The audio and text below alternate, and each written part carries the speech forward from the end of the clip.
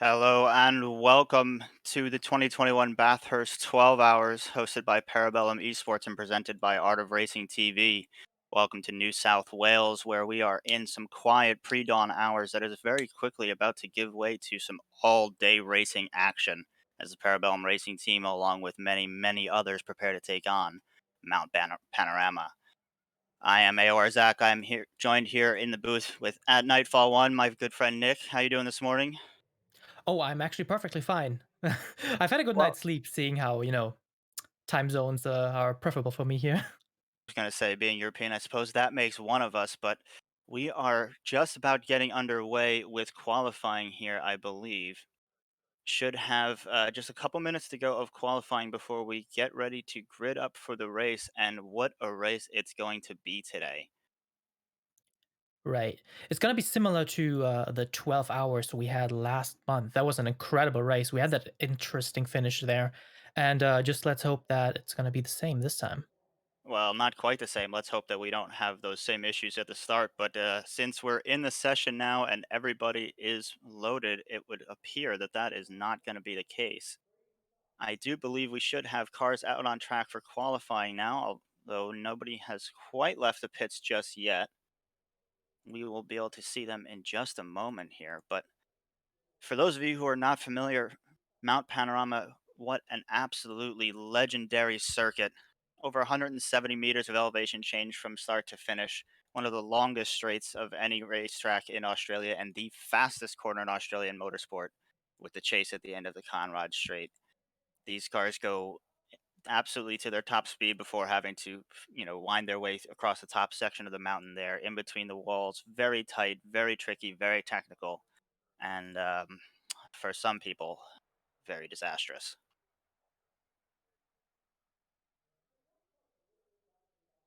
Waiting to Right. see if we can get cars out on track for qualifying here.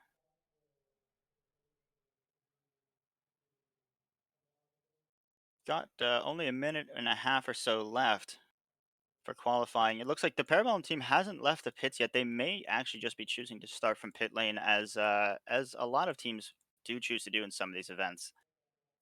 Especially with a track like Bathurst, it can be quite chaotic at the start, as one might imagine. Sometimes the preference is just to keep yourself out of trouble. And again, those 20 or 30 seconds that you lose at the beginning of a race like this really don't mean much over the course of 12 hours, do they? Right, and they do. And maybe some of you already know this track, but actually, this there has been a 24-hour race in 2002 and 2003, which the same team actually won. Different drivers, but still, this is an interesting track to say. We have 23 corners, with the first corner being dubbed the Hell Corner, and For very good reason. yeah, I mean it's a corner that goes up into the mountain straight, and if anybody crashes, it usually happens on the mountain. There have been actually some fatal crashes there, but few and far between. Thank God for that. Yeah, and there's always crashing across the top of the mountain. In fact, there was a 500-kilometer race going on right now in the V8 Supercar Series, and there was a massive crash over the top of the mountain coming down through the S's. And the problem is, again, it's so narrow up there that if somebody gets sideways and somebody gets across the track at the wrong time, it can absolutely block the entire track up for everyone else.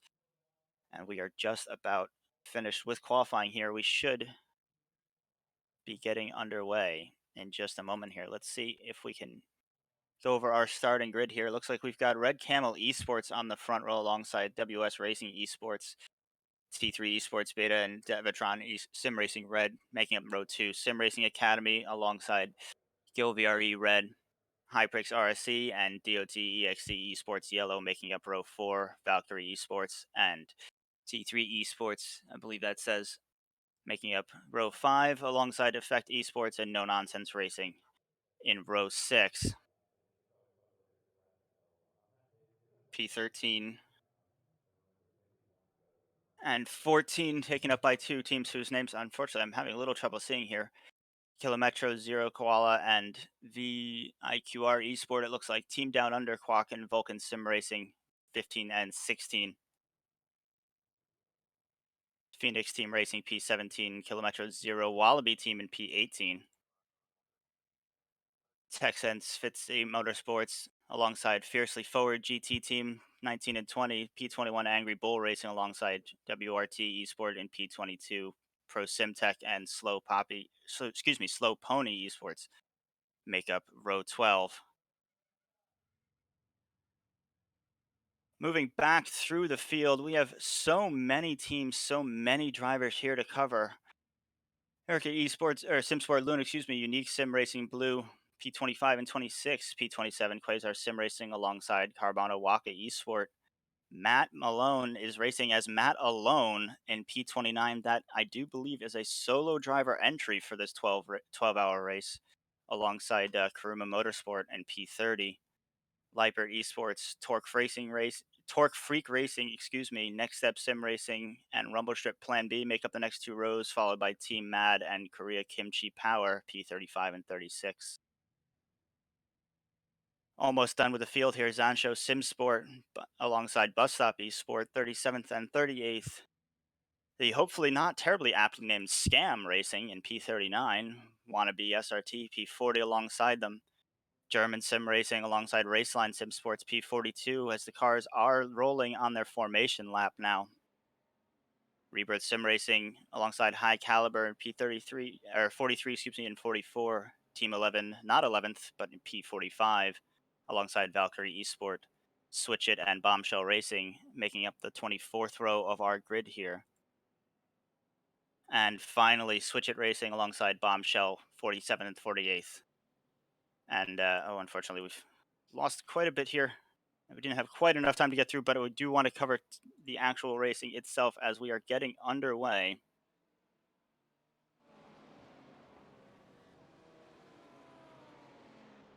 And we are indeed racing now as the cars come into Hell Corner for the first time.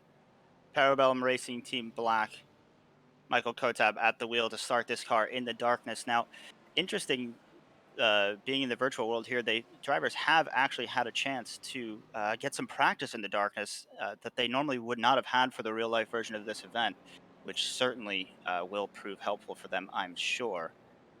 I can't imagine having to take the start of this race in full traffic and darkness with never having done so before. Getting good, clean starts here. Haven't really seen any awful crashes or any real incidents at the beginning here. Lots of positions changing hands, however. Parabellum getting a little dicey with some of these cars around them, fighting for space up through the mountain, not wanting to lose out too much, but also wanting to play it safe here, and certainly not wanting to give up any positions, but also not wanting to take any times in the pits this early on as we come across the top of the mountain for the first time here, as I do believe I did see a car there off on the left side already coming across McPhilmy Park as we come down the mountain, down through the S's for the first time. Absolutely fantastic racing from all of these drivers, getting through here without a scratch, no contact, no drama. Down through the Forest Elbow and out onto Conrad Straight for the very first time. Cars flat out, getting a tow from everyone in front of them, towing along everyone behind them. This is where it's going to be dicey, down into the chase and into the final corner. And we will see how this first lap has unfolded. Up into P17 for Parabellum Racing. Seems The like a first very excellent start. first lap is always a very critical moment. You have this very dense traffic with a lot of people that want to make up some spots they didn't weren't able to make up during qualification. Hmm. And you already see there are three cars out there. It just happens. It happens. You can have the most skilled drivers. It can definitely happen. It's all it takes is 1 inch wrong here, and especially when you've got, 40, 50 other cars trying to occupy the same portion of track. Sometimes, especially when there's walls closing in like that, it does lead to just a little bit of incident, and especially across the top of the mountain here, sometimes that little tiny touch is all it's going to take. Absolutely, and you could see, like, especially in the top half, you could see them trading positions like crazy. They really wanted to make up space. But you were talking about this during Daytona. You can't forget that this is a 12-hour race. You have to endure, and you can't take as many risks. Even in the first, especially in the first lap, you don't want to go out immediately. Even though some racers did here, you really got to concentrate. And consistency is the key point. We've said it during Daytona, and we have to say it again. Consistency is the key to an endurance race, and we'll see a lot of that during the coming 12 hours. Absolutely, as we go on board with Michael Kotab here, coming down through the S's again. Like you said, it really is all about that consistency. And for a 12-hour race, or really any race, in order to be there and win at the end, you have to, or in order to win, you have to be there at the end, I should say. As the old saying goes, to finish first, first you must finish. And, you absolutely cannot win yourself a 12-hour race on the first lap, but you very much can lose one, as we still Absolutely. see massive positions just keep being traded all over the place through these top 20 cars, as everybody's just sorted themselves out, making little passes in the draft down the straights and trading back and forth with one another.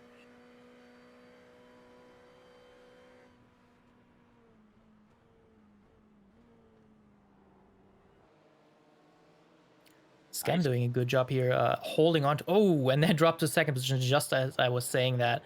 Especially on the The top, you can commentator's see. curse. Yeah, you can see so much position changes, which is for a endurance race. I'm not sure. Speaking from experience, do you think that's usual in the first No, lap? there's something is going on here to the point where I'm almost starting to wonder if it's something just with our timing going on, because there are so many positions that just keep changing. But it really, I think it is just at the front of this field here is just a massive fight for position, constantly going back and forth. And we might have to go and take a look at that in just a little while here, as we come up towards the top section of the mountain again, up through the Audi cutting. Or is it still the Audi cutting? I suppose it is, given there's Audi branding all over the place. But who knows when the last time iRacing updated their trackside objects. Up through the cutting and across the top of the mountain comes the Parabellum team, along with 40 or 50 other GT3 cars here, all in absolutely top form and top flight racing right now, before anything's had a chance to go wrong for any of these guys.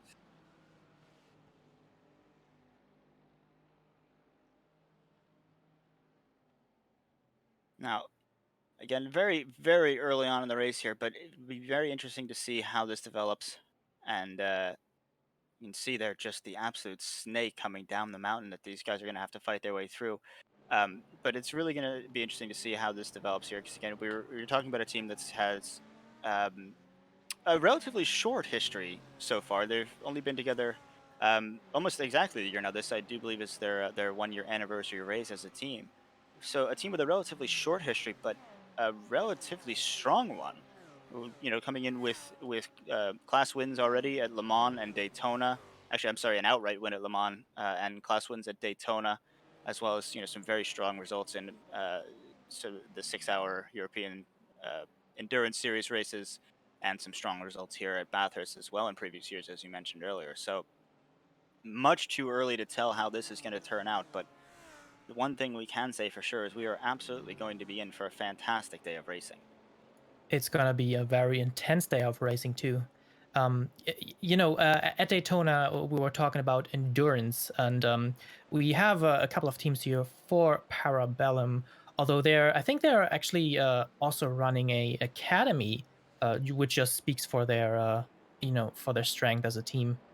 Absolutely, and I do believe a few of their academy drivers are here today. Not in the black car, that is their top entry, but they are also entered the crimson and the pink cars, I believe, which did not make it in the same split, unfortunately, which would have been, yeah, it would have been nice. But they have, yeah, I believe 3 cars running today, and we'll try and keep you guys updated as to how the other 2 are faring as the day goes on, and see if we can get some of the drivers in to talk about how their races have been going. Um, but yeah, those some of those young academy drivers coming in and really making a strong showing for the team here. They've really just put together, like I said, it's a really relatively short history for the organization, only being about a year old. But what they've managed to put together and achieve so far is frankly astonishing. It really is. I'm really impressed by this team, and I think they can go very far if they keep it up. I would say so, and I do want to just take a moment here to see if we can hop up to the front of the field and let's just see if this is really the battle and positions that we're looking for, or the rapid change in positions that we're looking at there, or if there may just be an error with our timing information, which is now what I'm starting to suspect is the Yeah, case. it So does I look do like it. apologize for that, and we'll have to see if that can get sorted. Because, yeah, okay, something is clearly going wrong here. I do apologize. Let's see if we can get this fixed.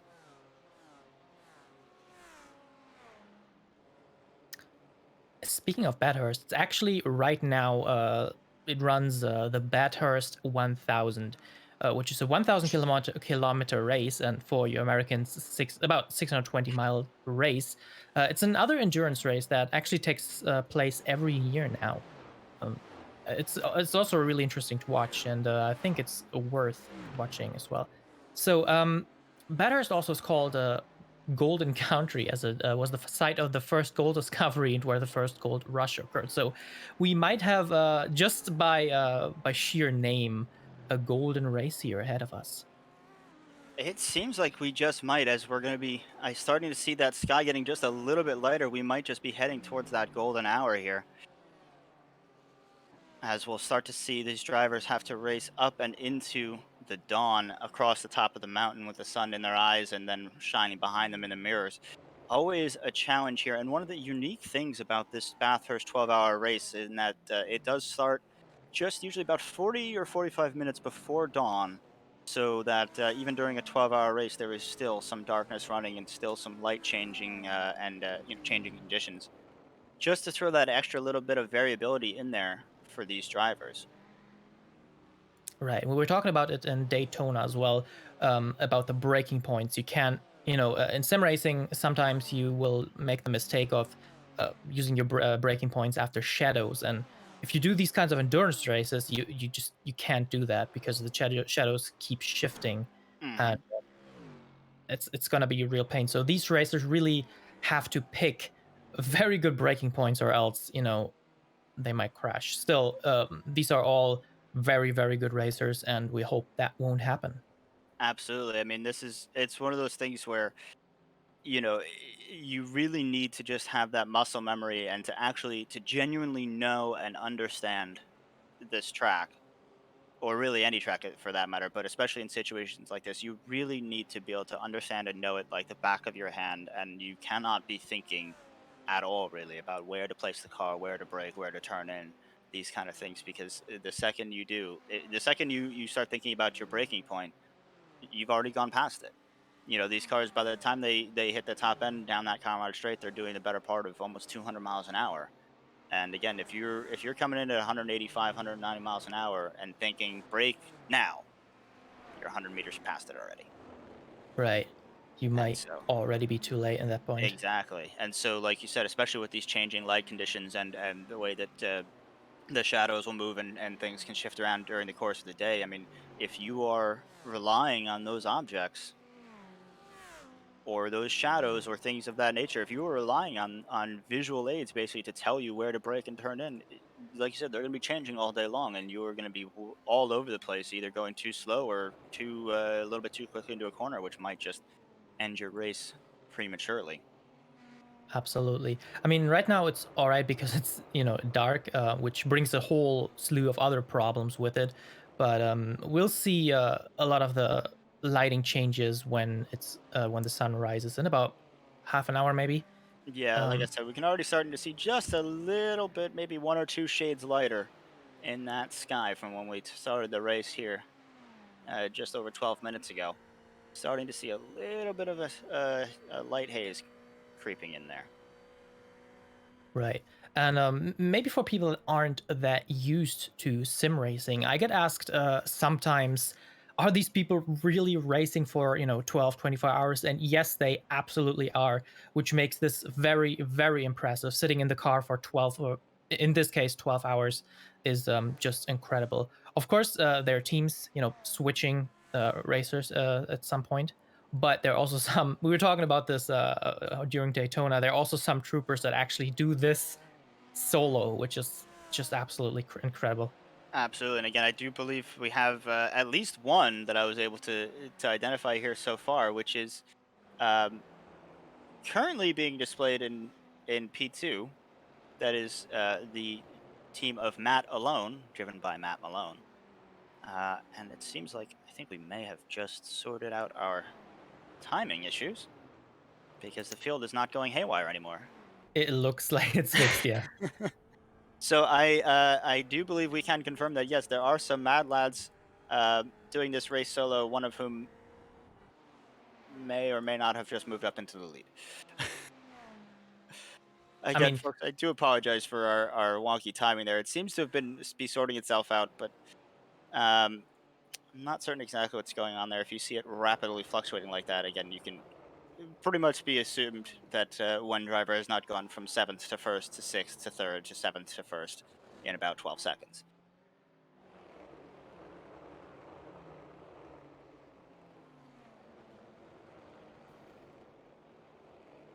come back to oh, I think he did move into first place there. But as we said earlier, this is going to be another 11 hours and about 45 minutes. So a lot can change. We've seen a lot happen during Daytona. With a leading person, I think they were in the lead for like what 22, 23 hours, Mhm. and Yeah, then they absolutely. crashed. Yeah, which again, just like we mentioned earlier, it's all about that consistency, and it just shows you that I mean anything can happen at any point in one of these races. And these things are not over until they are over, not until you take the checkered flag. And anything, absolutely anything, can go wrong at any time. Right. We're talking about a lot. We're talking a lot about consistency, but honestly, it's a lot deeper than that. We had a lot of fuel management, strategic elements in the last race, Hmm. and that's absolutely going to come into being an element in the future in this race as well. Oh, absolutely. It certainly will always play a part, and it really speaks to the organization of the teams that can pull that kind of stuff off because those sorts of decisions or those sorts of strategies or what might seem like luck to a layman or to somebody just watching from home, it just seems like a lucky call or a lucky decision. They're almost never based on luck. It's almost always the result of a lot of preparation, a lot of hard work, a lot of guesswork and research and getting it wrong and learning from your mistakes. um, but those teams that are able to, like Parabellum did, eke out an extra pit stop towards the end of a race by saving fuel, that doesn't come as just a whim decision during the race. That's something that these teams plan out well ahead of time and have to consistently execute as they're going through this race here. So I mean, again, consistency really is the name of the game, but it's not just consistency, like you said. It's not just consistency of driver or of lap times or of the car. It's consistency of the mind. It's that mental attitude. It's the consistency of preparation and effort by the team. It's everything. I mean, everything comes into play in a race like this. So we just take a look here as we've got a nice tight little battle going on here for what looks like P19 for the Parallel team. But again, a couple of cars here, all within the space of just a few seconds here, fighting out for these positions. Absolutely. There are always these little battles during an endurance race, but you can't take risks. You can't close doors. You have to let people pass. You can't battle it out over a length of time, or it's going to weaken you in the future of the race. I mean, you can do that maybe in the final hours, final 30 minutes, but doing that as early as this, you got to be really sure of what you're doing. Absolutely, absolutely. I mean, it is really all about strategy. It's all about thinking through, you know, the entire race and what's still to come and what needs to happen, and everything needs to be looked at through that 12-hour lens of going, does making this pass here help me in the long run? does this help me in the long run? Does this hurt me in the long run? Is this just a short term gain? Am I actually going to gain anything from being ahead here? Is it worth fighting for a position across the top of the mountain here, for example, right now? To a lot of cases, the answer, it might seem like in racing the answer would always be yes, but in a lot of these cases in endurance racing, the answer is often no, because like you said, it's that risk versus reward that we've been talking about, all through the Daytona race as well. And right now, the risks are just so much higher than the potential rewards, because even if you can make yourself even if you can get yourself up into the first position right now, you've still got that means still holding trying to hold on to it for another 11 and a half hours. Your job is far from done at that point. So it's the risks are as high as they've ever been, and the rewards just really aren't there yet. Right, as we see this slew of cars coming down here during the chase, I think this turn is called turn 21. Yes, indeed. That's the fastest corner in Australian motorsport. Like I said, those cars absolutely flat out at the end of the Conrad Straight where they turn in there.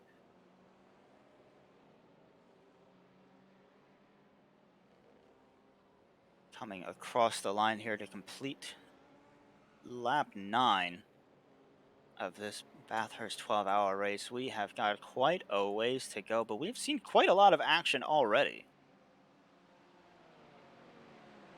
We really have. Talking about the chase again, I think there is I'm not sure. Do you maybe know if this corner was artificially added? Because I think they did in Le Mans add an artificial corner. I'm not 100% certain, to be perfectly honest with you. I want to say, though, that I don't believe there have been any real additions to the track or changes to the track like that. Much like you said, like the introduction of the Mulsanne chicanes at Le Mans to slow the cars down. I Yeah, don't believe that is the case here. Number one, again, first of all, that the chase does not really slow anybody down. But moreover than that, for those who aren't aware, Mount Panorama, the Bathurst circuit, is in fact public roads throughout the majority of the year, and and only gets shut down usually 2 or 3 times throughout the year for the 12-hour, the 1,000-kilometer race, and potentially another event that they've been trying to host. But these are in fact public roads that. When you're not racing, you can drive. I believe it's a 60-kilometer-an-hour limit. Traffic flows in both directions, and so I don't think that they have necessarily made any purpose-built additions to the circuit in that respect. Because again, I think these are all public roads, and you can actually see, especially off Conrad Straight here, you can see those little bits of asphalt on the right and left-hand side. Those are people's driveways. There are, in fact, several private residences that are only accessible from the circuit. And you got to think what an amazing view they must have on a day like this. absolutely. Waking up to the roaring cars can be a sight, definitely. I was gonna say, I mean, especially if you're a race fan too, you don't even need to bother setting an alarm clock for a day like this. You'll know You when the must race is starting. right. You would think that people would just live there if they are racing fans too. Well, you would think, but unfortunately, there are always those few who choose to move into an area. And we see this over and over again in every country, at pretty much every racetrack. There are people who choose to move into the area near a racetrack and then decide to complain about the noise level. Um, Yes, that's true. but no, those some of those properties are, as you can imagine, quite valuable, and every once in a while do get posted for sale for generally well north of $1 million Australian. This is an old track too. I think it was made in the late 30s actually. So those houses might actually be as old. Who knows? Certainly, and some of them I'm sure predate the circuit itself, or at least the official use of the circuit, if not the actual roadways. And again, just an absolutely legendary track here that really any motorsport fan, even if you're not a fan of GT3 racing, or if you're not a fan of the V8 supercars, really any motorsport fan will know Mount Panorama. And mostly for this section across the top of the mountain here. Yes, this section is really that famous section where if something happens, it's probably going to happen there. Um, It's very impressive. I think we can see them going down the Conrad Strait again. It's such a fast part of the track with up to 300 kilometers per hour. Actually, I think it's just crazy going flat out through the chase, and yeah, yeah, like you said, it's really not stopping anyone. Exactly. It really is not there to slow anyone down. Those drivers take that corner absolutely flat out, as it looks like we might have look for an overtake here from Michael Kotab. Thinks better of it at the last second. Again, like we said, just that risk versus reward. It's situations like that where you have a little bit of look and you go, you know what? I'm close enough to the guy behind. I'm gonna make myself available here. I'm gonna have a little bit of a look see up the inside, and if he's gonna, if he's going to be trying to play it safe too, then the driver in front sometimes might just let you through because again they don't want to risk fighting you. So you throw these little half-hearted moves out there and you put yourself in the middle of the track and you kind of see what happens. You're not really. It's not so much saying that you're actually looking to make a move. It's just kind of a hey, here I am, and if the other guy in front is willing to let you go, then you've picked up a free position. But again, Michael being very smart there, having a little look and deciding not really worth pressing the attack this early on in the race. Yeah, it's true. You could really see him like eyeing the corner. "Oh, maybe I should go for it," and then he decides against it. As Team 11 closes the door right in his face. But I'm sure there will be a lot of opportunities to pass them during this race, as it is again a very, very long race to come. Absolutely. As we're coming up, we should see. I believe we get these cars should get close to a full hour on a tank of fuel. I'm not 100% to be perfectly honest on that, but I want to say their tanks are going to be somewhere in the 50-ish minute mark. So by my estimation, we should be just about halfway through the first stint here. Shouldn't really. We've seen some cars in the pits already, obviously, which is always unfortunate this early on. But not really expecting any stops just yet. Let's see how this battle keeps going on here. I mean, at this Uh, point, Mikkel he can try to make up some positions, but mostly it's just about maintaining your tires, maintaining the fuel level that was planned ahead. And oh, is that an overtake? It looks like it was again, like we said. It's just that you take the opportunities where you could get them, and if you have the chance to slide past somebody like that, you absolutely want to take it because track position certainly will come into play here on a circuit like Mount Panorama, as we very nearly saw some contact there. Looks like somebody behind not terribly thrilled about what just happened, but um, really, especially across the mountain here, you really just need to, it's all about the respect and the give and take between the drivers and making sure that you can both get through safely. So, like I said, you see those little opportunities, you absolutely want to take them because that track position will be important. Um, it can be there can be some difficult overtaking spots, especially along the top of the mountain here. It can be very easy for a slower car to stay ahead. So track position very much an important factor here, but certainly not the most important thing just yet. Again, you got to be there at the end. You have to have a clean car, and it's not a surefire or a hard and fast rule, but it's rather common that the people standing on the top step or the car that stands on the top step of the podium at the end of a race like this tends to be the cleanest. Absolutely, and you can always see that maybe a little bit hesitation and climbing this mountain for the less experienced racers. Experience is pretty much what it comes down to the during these endurance races. As you were talking about, passing, being very careful in passing, and giving room if you can. Just, I mean, even making it through these 12 hours is already an accomplishment, I think. So it's always very interesting to see these drivers just pushing through, and maybe being tired, being on the road for 5 6 hours and still having another hour to go. It's crazy to me still. Yeah, absolutely. I mean, and again, you think this is half an hour into the race, but that's on top of the warm up session. That's on top of the qualifying. That's on top of if they're anything like me, and I'm sure I can speak for most of the people who are going to be here right now. They did not roll out of bed 5 minutes before the practice session. These guys have been up and chomping at the bit for a good few hours already.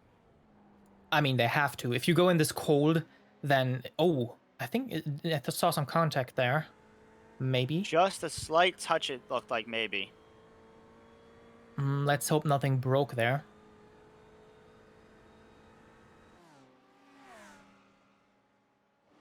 I think we're already seeing a very different race from Daytona, I think. Oh, and the overtake here. Because in Daytona, they were a Very lot more nice move from Matt conservative. Audi. Oh, Definitely. absolutely. Although, I mean, this race is 12 hours shorter, but still, it's 12 hours is 12 hours. But it seems the drivers are a lot more aggressive during this race. Yeah, absolutely, which is almost surprising to me as well because, like you said, yes, it is a shorter race, but we're nowhere near a time in the race where you'd really start getting antsy or getting excited about it. Just a kiss of the wall there, perhaps from the Parabellum car, absolutely on the Ooh. ragged edge. Um, but no, it is surprising given that compared to Daytona, where if you do have a spin or an accident, it's very unlikely you're actually going to wind up in a wall or anything. There's a lot of wide open spaces there. Here at Bathurst, not so much. I mean, if you have a spin or a problem here, you're in a very hard barrier very quickly.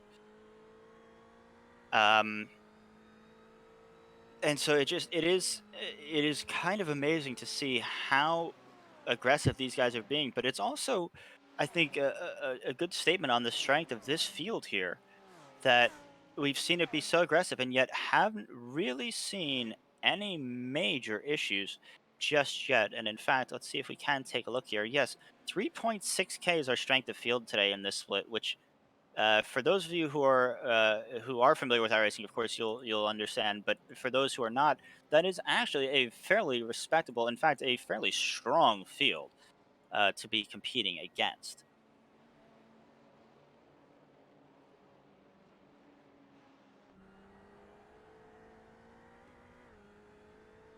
We just passed the half an hour mark, and again, the sky certainly much lighter than it was when we began this race here. Starting to see that sun come up. I'm starting to wonder if you're going to start to, if it's going to start to affect some of these drivers as they come across the top of the mountain, Nick. It can absolutely happen. If any of you have already, been active in sim racing, even if it's just, F1 2020 or whatever games they have out there, um, it absolutely makes a difference. The second the lighting changes a little bit, things change instantly. It's like almost like you're on a completely new track.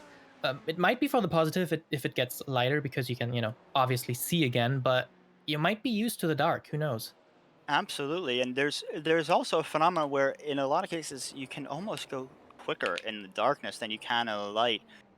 Some of that, of course, has to do with in the longer the 24-hour races. Of course, you usually see some faster lap times during the night when the temperatures drop and the engines get a little happier. But when you have that darkness, sometimes it can be like we said, you stop relying on your visual cues, and it's just that muscle memory and your knowledge of the circuit. And at least for me, I've always found it sometimes a lot easier to just get into that flow state where you're not thinking, you're just acting, you're just driving the course, one corner at a time. And it's actually, it can be a rather peaceful experience. It can really be being in that zen state of driving Absolutely. can be something. Oh, Ooh, somebody oh, crossing over the track. That's really really dangerous. that's a BMW having a bad day, almost causing a very bad day for 3 or 4 other people behind them. That could have Not been the certain. end. Yeah, that could have been the end of a lot of people's races right there, unfortunately. Glad to see that, they were able to, take avoiding action, and it doesn't look like anybody else got caught up in that, uh, in that incident. That Not was certain very exactly what very happened. lucky. Yeah, you can't do that. I hope this wasn't on purpose because if it was, then oof, Yeah, again, it seems like those things tend not to be, especially at this stage of a race. You got to imagine, he's going to be coming down the racing line. Would have you on the right hand side. He's in a massive group of cars, and I'm sure trying to get left for the pit entry as quickly as possible. But there's uh, as a driver too, sometimes you're just worried about not doing anything unpredictable, not trying to cross the line too early because you've got 5, 10, 15 cars bearing right down on you. and he clearly was not going at racing speed at that point either. Right. So again, kind of a tricky situation, but luckily at the end of the day, it's one of those no harm, no foul, I suppose, Right. kind of situations. It just shows that anything can happen. I mean, just we were like in the 33 minutes in, but this could have happened like at any stage in the race, and at that point, you might end somebody's race. And being like, I mean, at this point, you might still have enough time to repair and get back. But imagine this happening 10 hours in. It's crazy. It just Absolutely. it just speaks for the fact that in endurance races, anything can really happen. It absolutely can, and it always reminds me. It's as we see another. I can't tell who that was that had just gone off there. Um, but it always reminds me of one of my favorite Murray Walkerisms. To paraphrase, anything can happen in racing, and it usually does. It's true. It's very true. Absolutely, Your race absolutely. will probably not go the way you predicted. Exactly. I was just gonna say the only thing, especially in a 12-hour event like this, the only thing you can pretty much guarantee is that it's not gonna go the way you think it will. That's pretty much the only thing you can guarantee is that whatever your plan for the race is, that won't happen. It absolutely won't. It And that's that's the fun and the variability of these kinds of events. It's the adaptability that really again it's not just the drivers, and we say this so much and we stress this so much, but it really is true. There is so much organizational strength that is required to be successful in these sorts of events because like I said, anything can go wrong at any time. It is guaranteed not to go to plan, and it is all about not just how well can you drive the car and how quick can you be, but how well do you as a team and as an individual, how well do you adapt to those changing circumstances? How do you respond to the pressure? you know when and if things go wrong, does it break you, does it motivate you, do you keep going? Does all of these things play a massive factor, and really without any one of them, you stand almost no chance of even seeing the finish line here, let alone finishing well.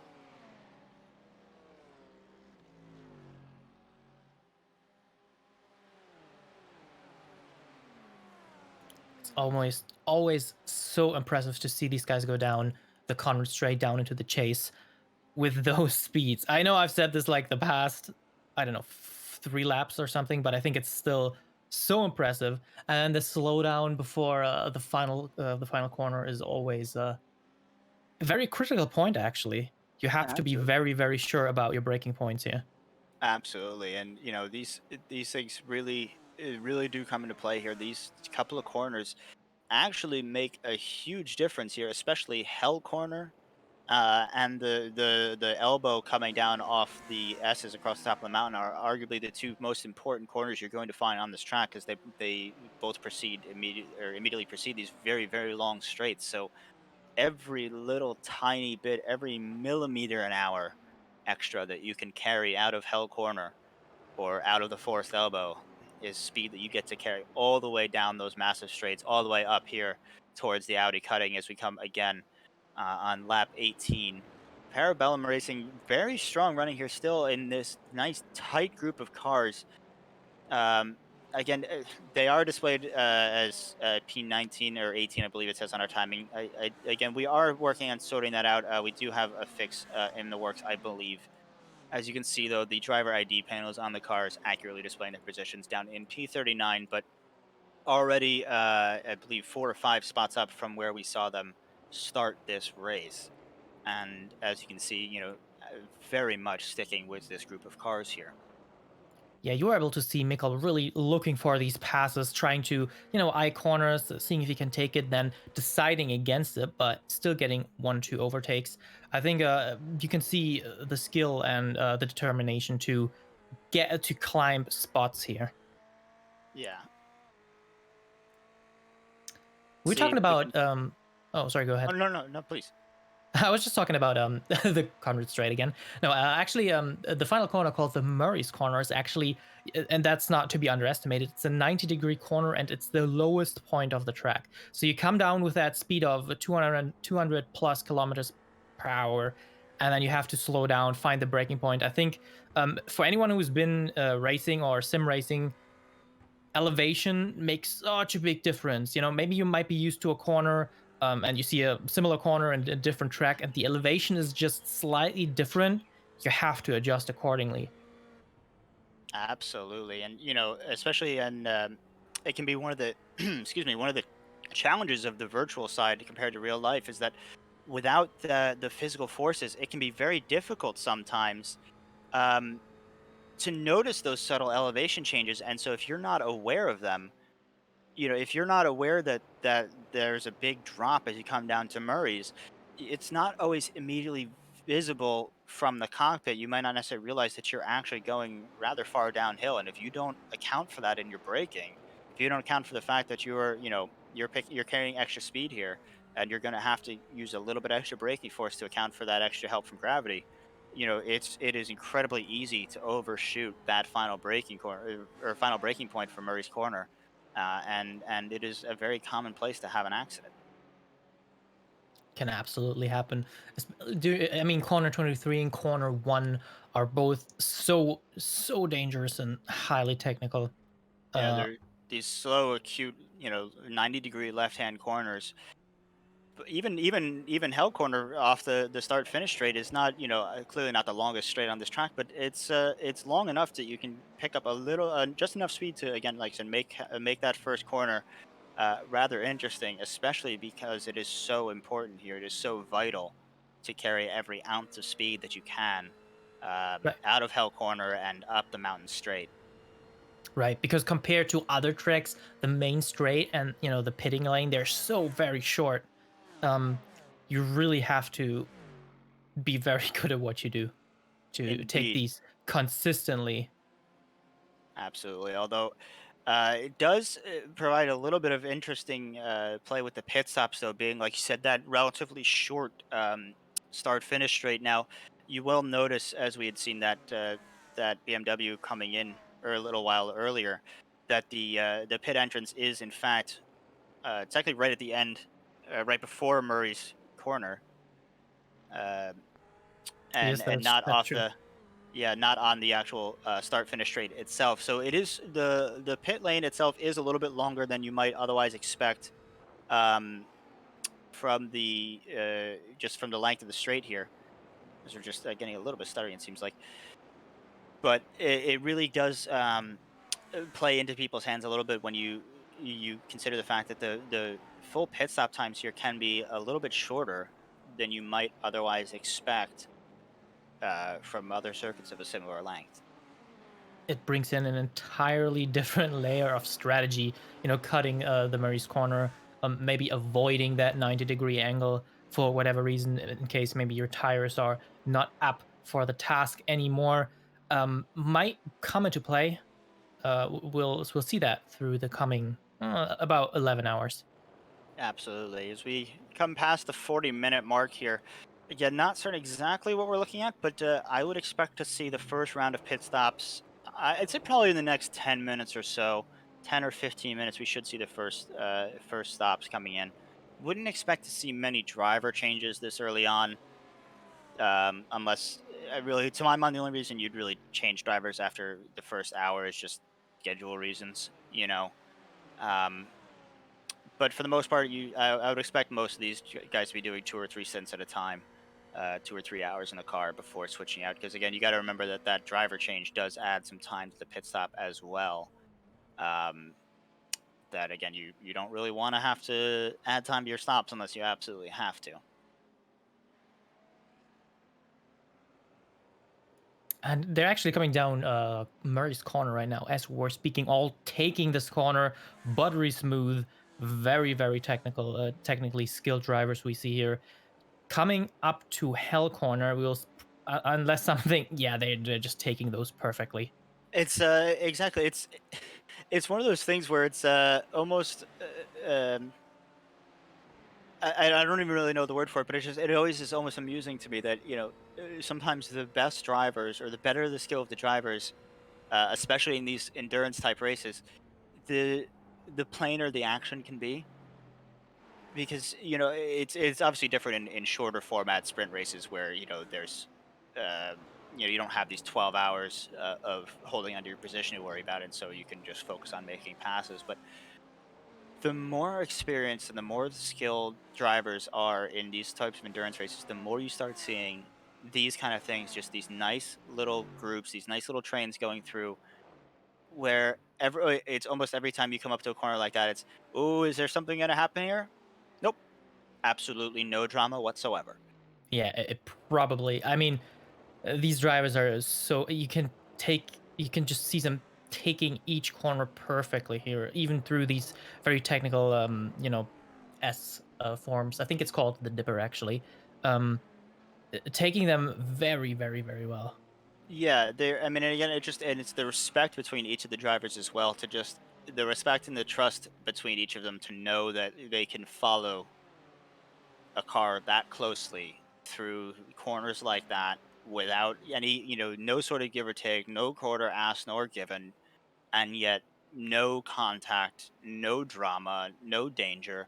As we have a little look see for an overtake from the Parabellum car Uh, here, and Kotab looks like he might be there it ahead, is. holding on to it. Very nice pass from the Parabellum Black car there as we come down off the Conrad Straight and down to Murray Corner. Very That impressive. is a P37, I believe, as we cross the line to begin lap 22. You can really oh, somebody's coming. Might be able to look at that Mercedes. Nope, that's too far away. Never mind. Yeah, you can really see the technical skill. Look, Mikhail just looking for these little opportunities and then taking them. You can really see that the team Parabellum is building here is absolutely up for the task. Absolutely, and again, you see in that shot there, you can really see the undulation and the elevation change in this track here. That again, from the onboard perspective, doesn't isn't always immediately obvious, but there is so much up and down and left and right and twisting, turning, winding craziness that is Bathurst, which is just again why this track is so iconic. It really is literally a hill climb, Absolutely. and Speaking of it's iconic, as incredible. we pass the iconic metal grate there. Yes, you can really see that how fast these Notorious cars car go. killer. Yes, go down through these very, very narrow roads. It's just impressive to me. Absolutely, and again, it's speaking personally, it's certainly my favorite. It's just that those S's coming down the mountain there. That shot as the camera starts pulling back as you watch them just left, right, down through these dips and curves, and it is. I mean, this term gets thrown around a lot, especially for tracks that look like this, but Bathurst absolutely is a roller coaster. I mean, there is just no other word for it. Literally, It's and the only thing it doesn't do is loop the loop and go upside down, but you know, yes, that's true. unless you're having a very bad day.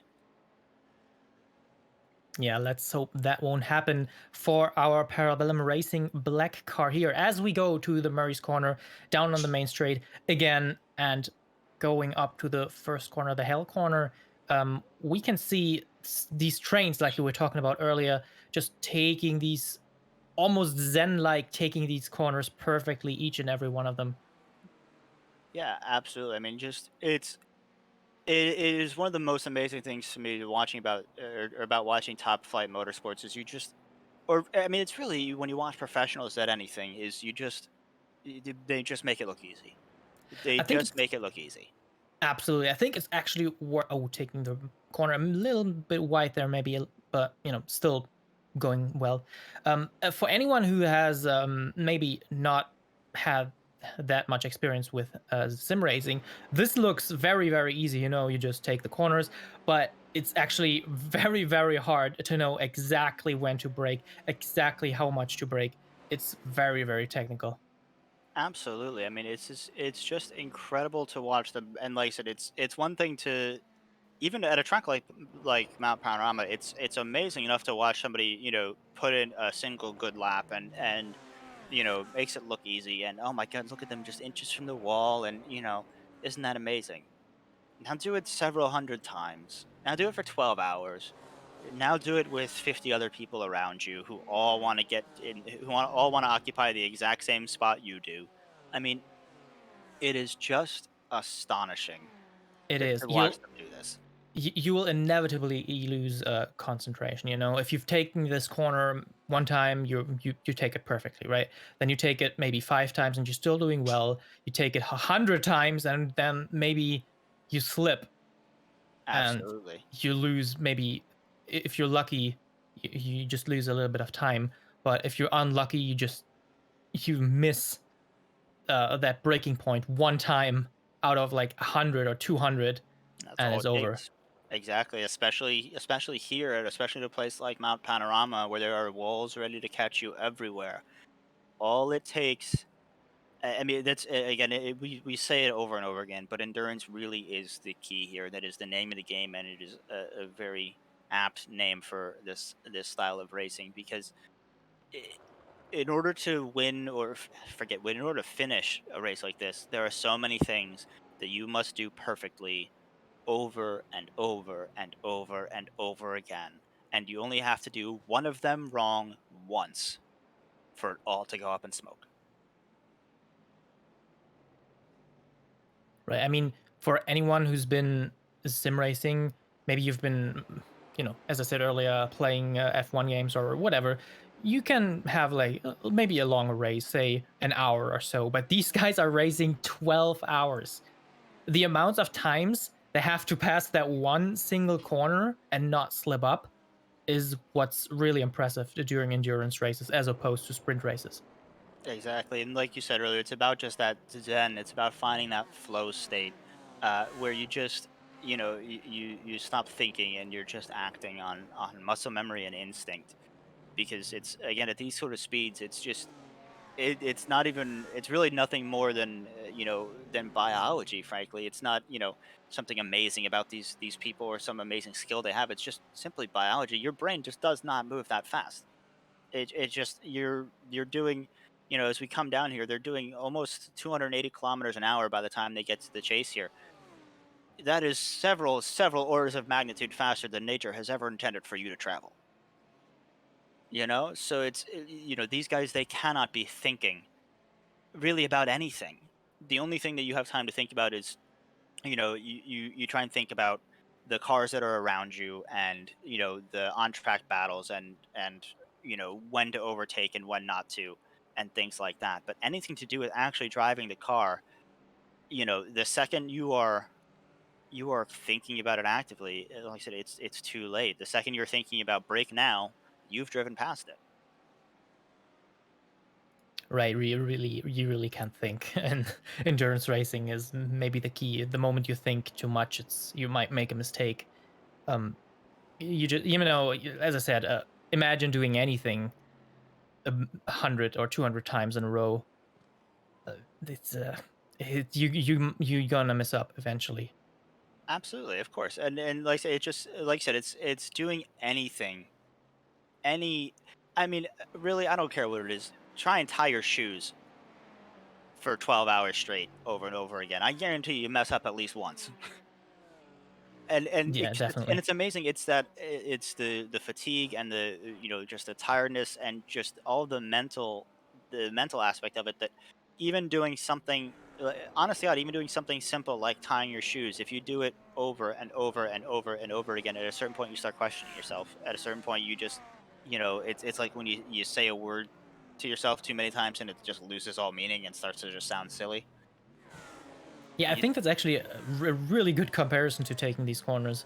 It's just you just get numb eventually, and Exactly. And sometimes you can literally just you get into that state and you just stop thinking about it, and then all of a sudden, if something jolts you out of that flow state or whatever, it can be very jarring, because you all of a sudden you come up to this corner that you've taken 150 times already this race with no issue, and all of a sudden it's wait, what, oh and that's all that it takes is just that split second of consideration, or or just trying to think about it at all, and all of a sudden you've just lost that concentration, you've lost that flow, and it can be very, very difficult to get back. Right, and we see Mikkel caught up. I think we saw them maybe scraping the corner there. It seems like they didn't take any damage, which is good. We really want to see them go all the way. Yeah, of course. Especially this early on, you never want to see anybody having problems like at this point of a race because it's just like I said, it's so early. It's so early, and you hate to see it end after something like this. Is again, Michael very very smartly backing out of a move there. Like we said earlier, just having these little looks just to keep the guy in front of you honest, keep him on his toes, and send that message of, hey, I am here behind you, and if you leave me room, if you mess up, if you leave that door open, I will come through. But at the same time, being smart enough to know that it's not worth trying to force it right now. Especially as I can't tell if it was just a changing camera angle, but it does seem like that BMW ahead of them maybe, yeah, does have just a little bit of a bent wing there, Yes, it does look like he. and Oh, perhaps something on yeah. the bonnet as well. I think it looks like they may have had just a little bit of a bump already. So again, being very smart to just be cautious there and stay back and stay clear. And they've been working their way up this field so far fairly strongly. Been seeing some relatively quick passes here as we come almost up to the 1 hour mark, um, and still have not seen them coming in to stop. Again, I would expect that then probably within the next couple of minutes. I don't think they're going to get much more than an hour out of a tank of fuel with these GT3s. Again, to clarify for anyone watching and who isn't familiar, these are GT3 spec machinery, which is not to be confused with the GTE Ferrari that the team raced at Daytona. Very similar cars, of course, both based on the Ferrari 488. So, of course, the same base platform. Um, GTEs just being slightly higher powered, a little bit more aerodynamics, and a little bit fewer of the driver aids. GT3s being very not quite an entry level to a sports car series. Of course, you've got like a GT4 and things like that for that. But GT3s very much being the gentleman drivers' first real race car at a professional level. It's very much a controllable and safe-ish car to drive for newer drivers, which is why you see them often in pro am pairings. But at the same time, that is not to be taken lightly to say that these cars are easy to drive quickly, fast, or at the limit. GT3 cars are designed so that with a little bit of training, you can get them around a circuit safely. But make no mistake about the skill level of these drivers to be able to wring every bit of performance out of them.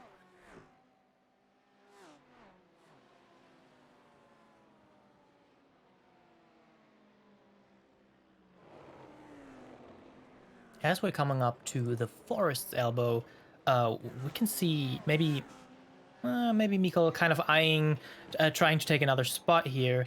The forest's elbow, funnily enough, actually named after a man called Jack Forrest, who scraped his elbow trying to lay down his motorcycle. Um, Coming down again into the Conrad Straight.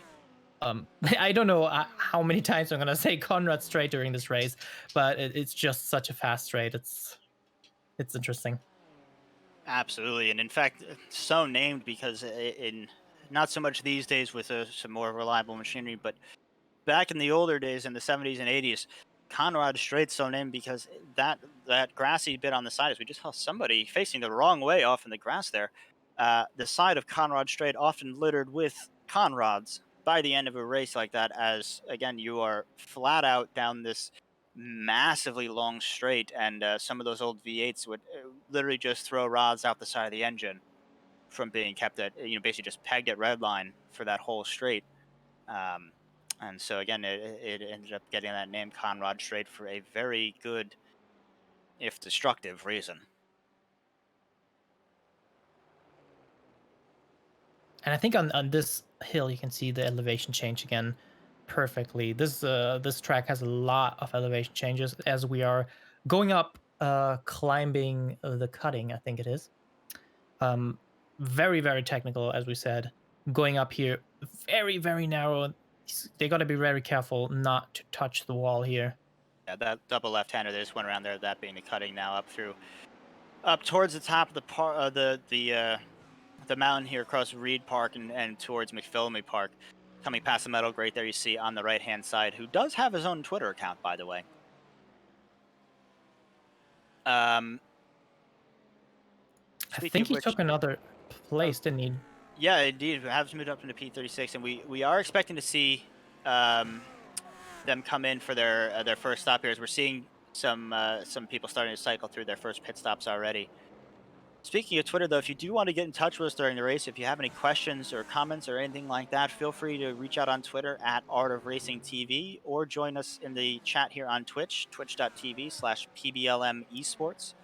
Love to answer any questions that you guys have and interact with you and see how you guys are enjoying this amazing Bathurst 12 hour that we are almost an hour through already.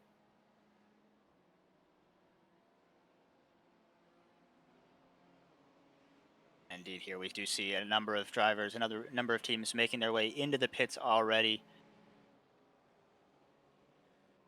Parabellum staying out for one more. It looks like another diving in behind them. I wouldn't expect to see much more than 1 or 2 laps. I would, if I had to guess, I would say that they would be coming in at the end of this lap, their first stop, Nick. Yeah. Are they gonna? They're not gonna swap racers yet, are they? I wouldn't imagine so. Again, I will have to see, but again, to my mind, the only real reason to swap drivers after the first hour is just scheduling issues.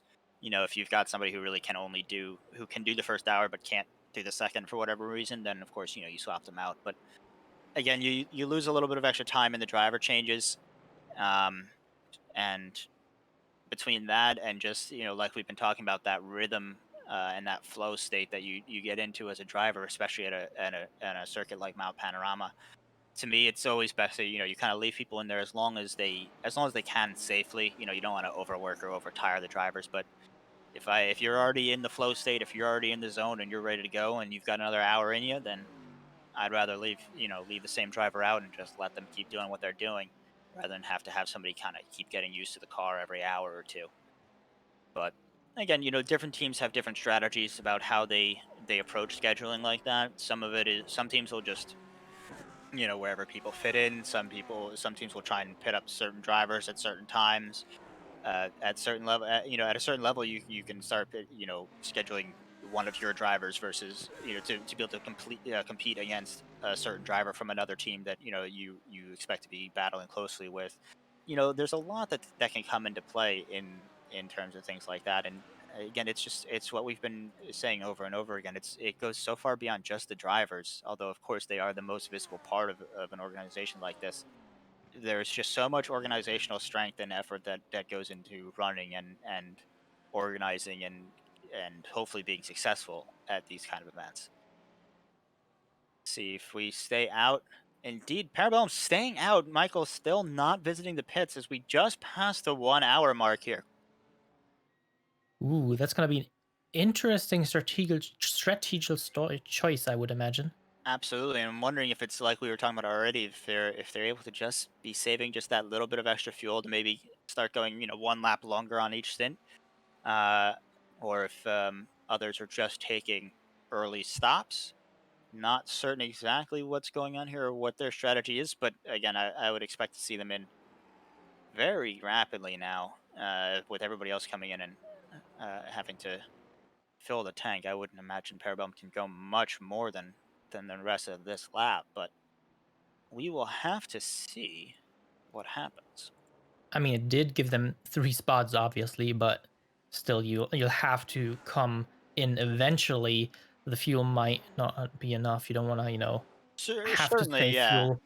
Yeah, you'll of course you'll have to give those positions back, essentially, that he's gained here from not pitting in. But the thing that he has gained is a clear track, and that might be part of the strategy as well, to leave him out just a little bit longer than those other drivers, just to give Michael that extra lap or two, with nobody in front of him, to maybe be able to drop his lap times just a little bit, and maybe be able to pick up just or gain a little bit on the cars ahead of him, pull a little bit away from the cars that were behind them, um, while he has the chance here. take a look at those lap times and see how he's been doing here. But again, coming down just a little bit from the start of the race here, but the last lap in a 2:05, coming down towards the pit entry now. Let's see, does he stay out? This has to be the in lap. I mean, it's got to be, right?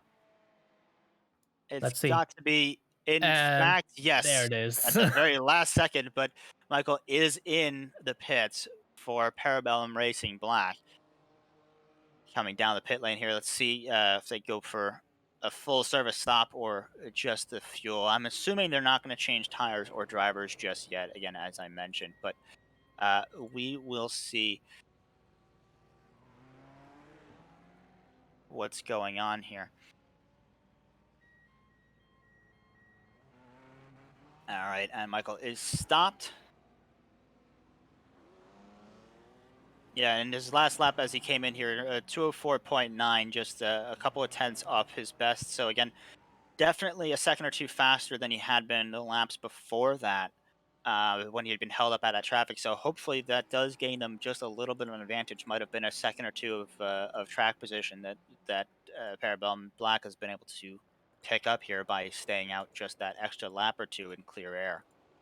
Yeah, might also be able to. Maybe the idea was to use that extra fuel they had and really fast in lap, and then refuel. I don't know. Absolutely. Alrighty, coming back out onto track here. And Michael still in the car. Doesn't look like they changed tires. It looks like it was just a full fuel stop, as I would expect. Because again, this early on, there's no point in changing drivers, and no point in taking the extra time to change tires either. Right. That would Especially when be nobody way else too is early. will. Right, nobody else is going to be doing it either. So unless you have a real reason to, you don't want to be putting yourself out of sync with everybody else just yet. Of course, again, there is certainly some strategic elements to that where you may very much want to get yourself out of the generic pit stop rotation as the race progresses. Um, Again, there are various reasons that you might want to be on the same pit rotation as everybody else, so that you're not, alternating with them, and you get to stop at the same time they do, and maybe overtake people in the pits. You might also want to be offset a little bit, so that again you don't have to deal with that traffic in the pits. As coming down across the top of the mountain here, on board with Michael, and like we were talking about, with the sun fully risen now, that sun is blinding right into the eyes of the drivers just as they reach the breaking point at McPhillamy Park to go down through the S's, down through the mountain. So just another layer of challenge being added there. Um, and again, that'll be moving and shifting constantly as the race goes on. Right. We can see the beautiful lighting coming up over Bathurst as it becomes morning. Going down again, the chase coming the very straight out chase here coming down again. 267 kilometers I saw as he went through the chase there. Oh, that's I think that's crazy. Those speeds, it's hard to keep Absolutely. control, but these guys still going buttery smooth through these corners. Coming up again to the Murray's Ooh, big corner. spin, Oh, and what very was that? oh, that was very good to be able to keep that clear here. Um, Very lucky to stay clean there. It looks like somebody, just like we said, just misjudged that braking and spun themselves going into Murray's. But looking at the as we had the dashboard up there, I saw something like, I think it was 215 or 218 kilometers an hour is the highest I saw right before he hit the braking or hit the brakes for Murray Corner. So that's 200 and call it 215 kilometers an hour down to about 100 kilometers in And less than but then 100 you meters. and then you spin in that. I mean, it can absolutely happen. It's been an hour. It's maybe a little early, but still, fatigue can already set in. Doing the same thing for an hour, it can absolutely happen. Yeah, So and again, this is just after stops too. So anybody who did take fresh tires is on cold tires. Anybody who did a driver swap means a new driver getting used to the car. Not saying that that's what happened in that instance. I don't know, but just these are all things that start to come into play. Not the most common right now after the first stop, of course, but every time there's a pit stop, those are always things that you're going to start seeing as just there's been changes made to the car, and sometimes that change can even just be as simple as the same person stays in with the same tires and everything, but you just stop driving for a minute and a half. Sometimes that can be enough where it just takes a little bit to get back into that state, back into that flow. And what was a simple corner before can very, very quickly lead to overthinking and overshooting. Absolutely. Having a little bit, sometimes you would imagine, being exhausted and having a little break for your brain would help, but Mm, sometimes it just does the opposite because you get out of that flow. It yeah. can really be a strategic choice not to pit if you're in that zone. Absolutely, and sometimes that can really come to sometimes that can really come to bite you too. As I think anybody who's done sim racing for long enough will have one of these stories of their own. But some sort of you just get into that flow state, you get into the rhythm, you get into the zone, and next thing you know, you are sputtering to a stop on the side of the track because you forgot to check your fuel levels. So it's Right. like it very much is a balancing act. That mental aspect of racing like this, there is a lot going on there, and again, it just comes back to the team and the organization to be able to a prepare to have the drivers who can do these kind of things and prepare them properly and get them the training and the experience and the practice they need, but then also just as a group, as a team, working through an event like this to keep each other motivated, to keep each other focused, to keep each other awake, um, as the need may be. All of these things, especially if things start going wrong. You know, it's Absolutely. it's so common. You see one mistake just leads to another because it is so easy to break that flow or to break that concentration. And if you let it get into your head, it can be the easiest thing, even if it wasn't your mistake. If you know that the team has had problems, or if the car has been in an accident or anything like that, it's really just shows the strength of the teams that can overcome those sorts of challenges, compared to the teams that succumb to them.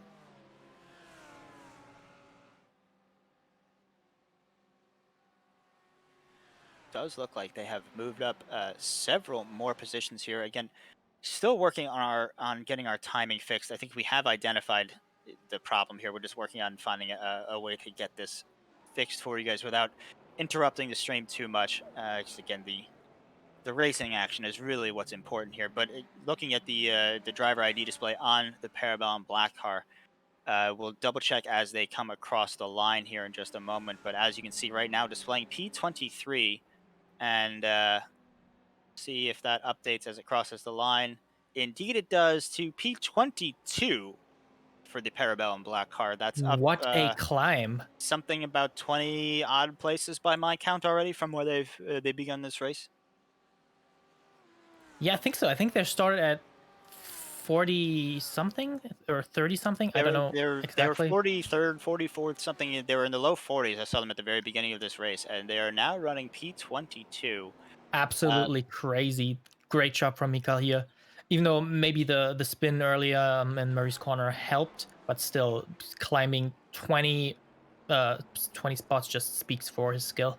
Absolutely, and you can see here over these past couple of laps here, lap 31, of course, the outlier, as that was the pit lap. But Michael being very, very consistent here with his last couple laps, all within just a few tenths of each other, and it's something we have talked about over and over again. It's just that consistency is key. I mean, that is the absolute name of the game here.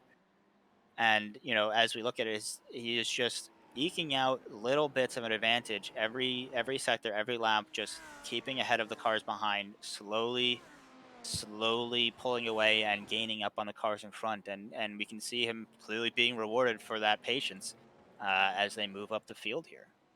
He's doing such a great job. Maybe a little bit janky in the beginning, getting used to the field and the different cars, but now just as you said, in that zen state, perfectly buttery smooth, taking those corners.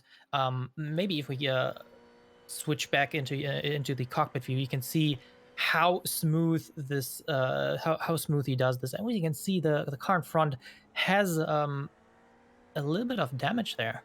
Yeah, it looks like they might have gotten tapped under braking, perhaps, and giving up the position there. Or I'm not certain if they just went to the pits.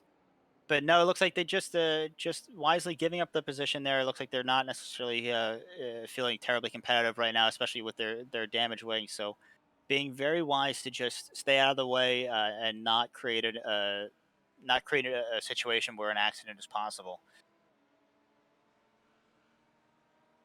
As we come back up the mountain straight, going on board with Michael again here, it is absolutely amazing to watch them come up and across the top of this mountain section here as we come up towards the Audi cutting. Flat out until the very, very last second. Crazy. Absolutely. These again, walls everywhere, no real sightlines. It's all about that knowledge of the track and that experience. And again, now it's one of those weird things where almost you could say it's almost scarier in the daylight than it is at night because at least in the darkness you can't see the walls that are right next to you. But right up against it there, as we come blinding sunlight, looking for that breaking point to come through the banner there and down the mountain, down through the dipper towards Forest Elbow, and very shortly here back out on the Conrad straight here, down through the elbow. Again, just hugging those walls and scraping by as we You come can out see onto Conrad Straight and full chat down towards the you gates. can just see Michael knows this track by heart, perfectly taking these corners every single time down to lap 36. Just amazing to watch, very satisfying to watch. Absolutely. Absolutely. Coming through here to complete the lap in just a moment here. And we will see how what this lap time looks like. Coming through Murray Corner and across the line here. And again, the very, very consistent lap times from Michael, just sticking in that 205 area. And again, maybe not necessarily the fastest that he's done all day, but doesn't necessarily have to be. Again, it's just about consistency here. It's about keeping the pace. It's about keeping his position, keeping clean on the track, and again has some nice clear air ahead of him to be able to continue to do that. And hopefully, we are going to go out and take a break for just a moment as we can leave Michael to cross the top of the mountain here, and hopefully we can get this timing sorted out for you guys. We are going to be on break for just a moment, and when we return to the Bathurst 12 hours, we will hopefully have some updated and accurate timing information for you guys. Stay tuned.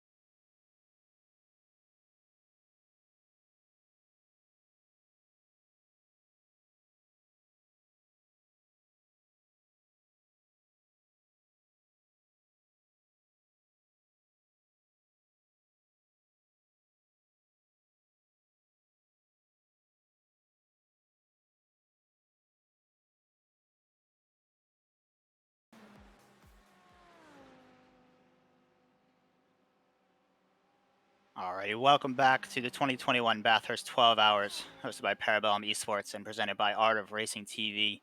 Sorry for the interruption, everybody. We do apologize. That is not our plan to have gone to break so early, but again, we do want to sort out the timing screen issues there, so that we can accurately reflect positions for uh for all the drivers and teams involved in this race here. Michael, now P21, it says on his driver information display. Let's see if that updates as he comes across the line here. P20.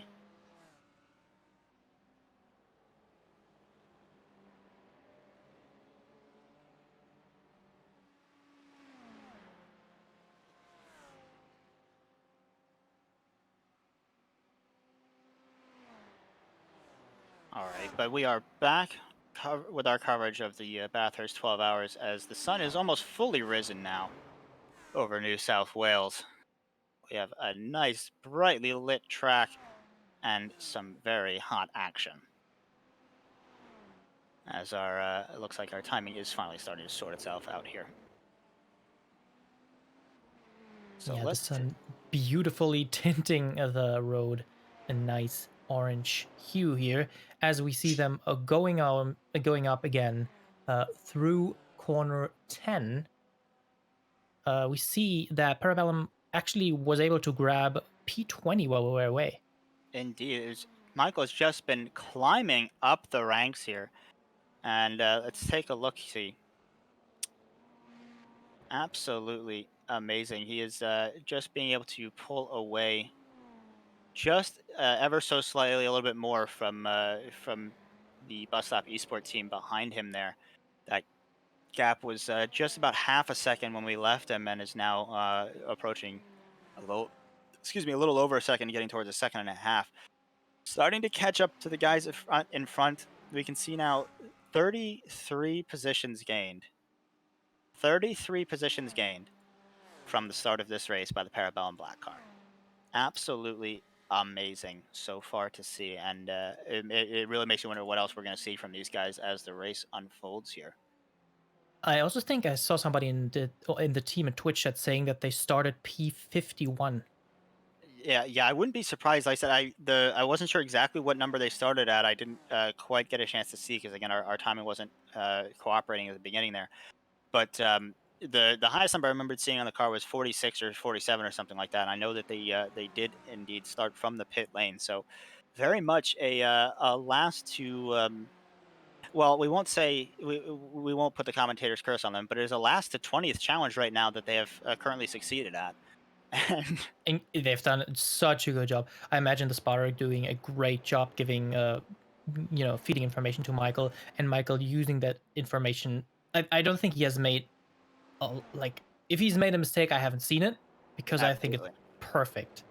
Yeah, absolutely, and you mentioned the spotters too. They're definitely gonna be doing a lot of work today, and it's gonna be an interesting change from Daytona.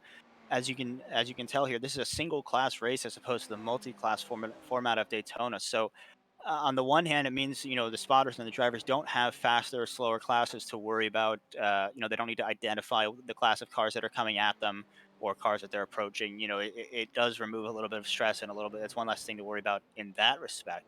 But at the same time, it also means that because this is a single class field, you are competing against every single car out there, and there is never a question of this car coming past us, or the ones that we're coming up to pass, is not in our class and we're not competing against them. And okay, don't worry about this guy.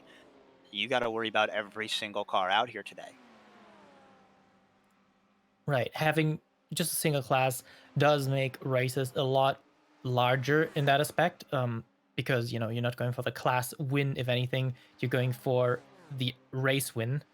That's Um, exactly it. Yeah, these guys are, everybody here is on for an ultimate victory.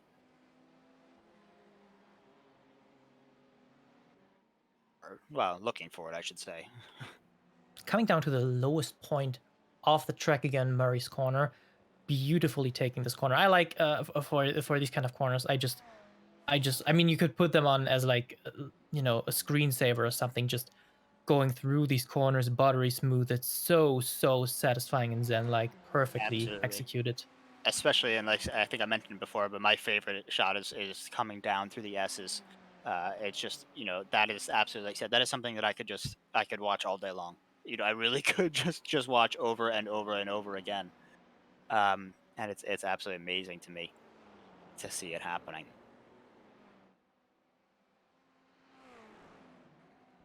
So it's hard to believe we're almost an hour and a half into this race already, and we've kind of touched on it, but it's amazing both for the amount of action that we've seen, and for the amount of action and drama that we haven't. An hour and a half, and we've seen a lot of racing, a lot of hard battles, a lot of good passes, very little contact or incidents. Absolutely. I mean, it has calmed down, obviously, from the dense traffic from the beginning a Certainly. little bit. But, with endurance races like this, you never know when something happens. Well, that's the thing is you never know when something's going to go wrong. You never know this here. I mean, again, I could watch this all day long. It's just beautiful. But you never know when somebody's going to go off ahead of you. You never know when somebody's going to have a problem, and especially here, you never know when you're going to come across the top of that mountain to find somebody perpendicular to the track, and it really just illustrates there's so much that can happen here, so much that needs to go right, so much that can go wrong, and so very little of it, relatively speaking, is actually within your control.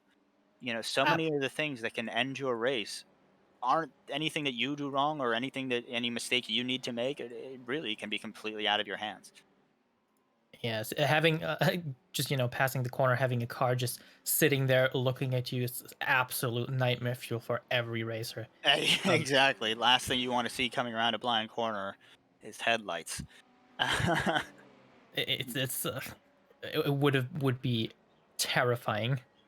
And speaking of headlights here too, just getting a mirror full of them must be Michael, as he is just defending hard from these two cars behind him as they come up the mountain straight again. And you saw just a little bit of a look from that BMW behind from the Zansho SimSport car going into Murray's corner. And again, just everybody being very, very smart here, being very wise, being very cautious, and nobody wanting to put themselves out of contention just yet for one extra spot as we see just how close they get Coming through the coming up cutting here, here. you can see them just attacking relentlessly. Micah trying to defend. This is a really exciting fight.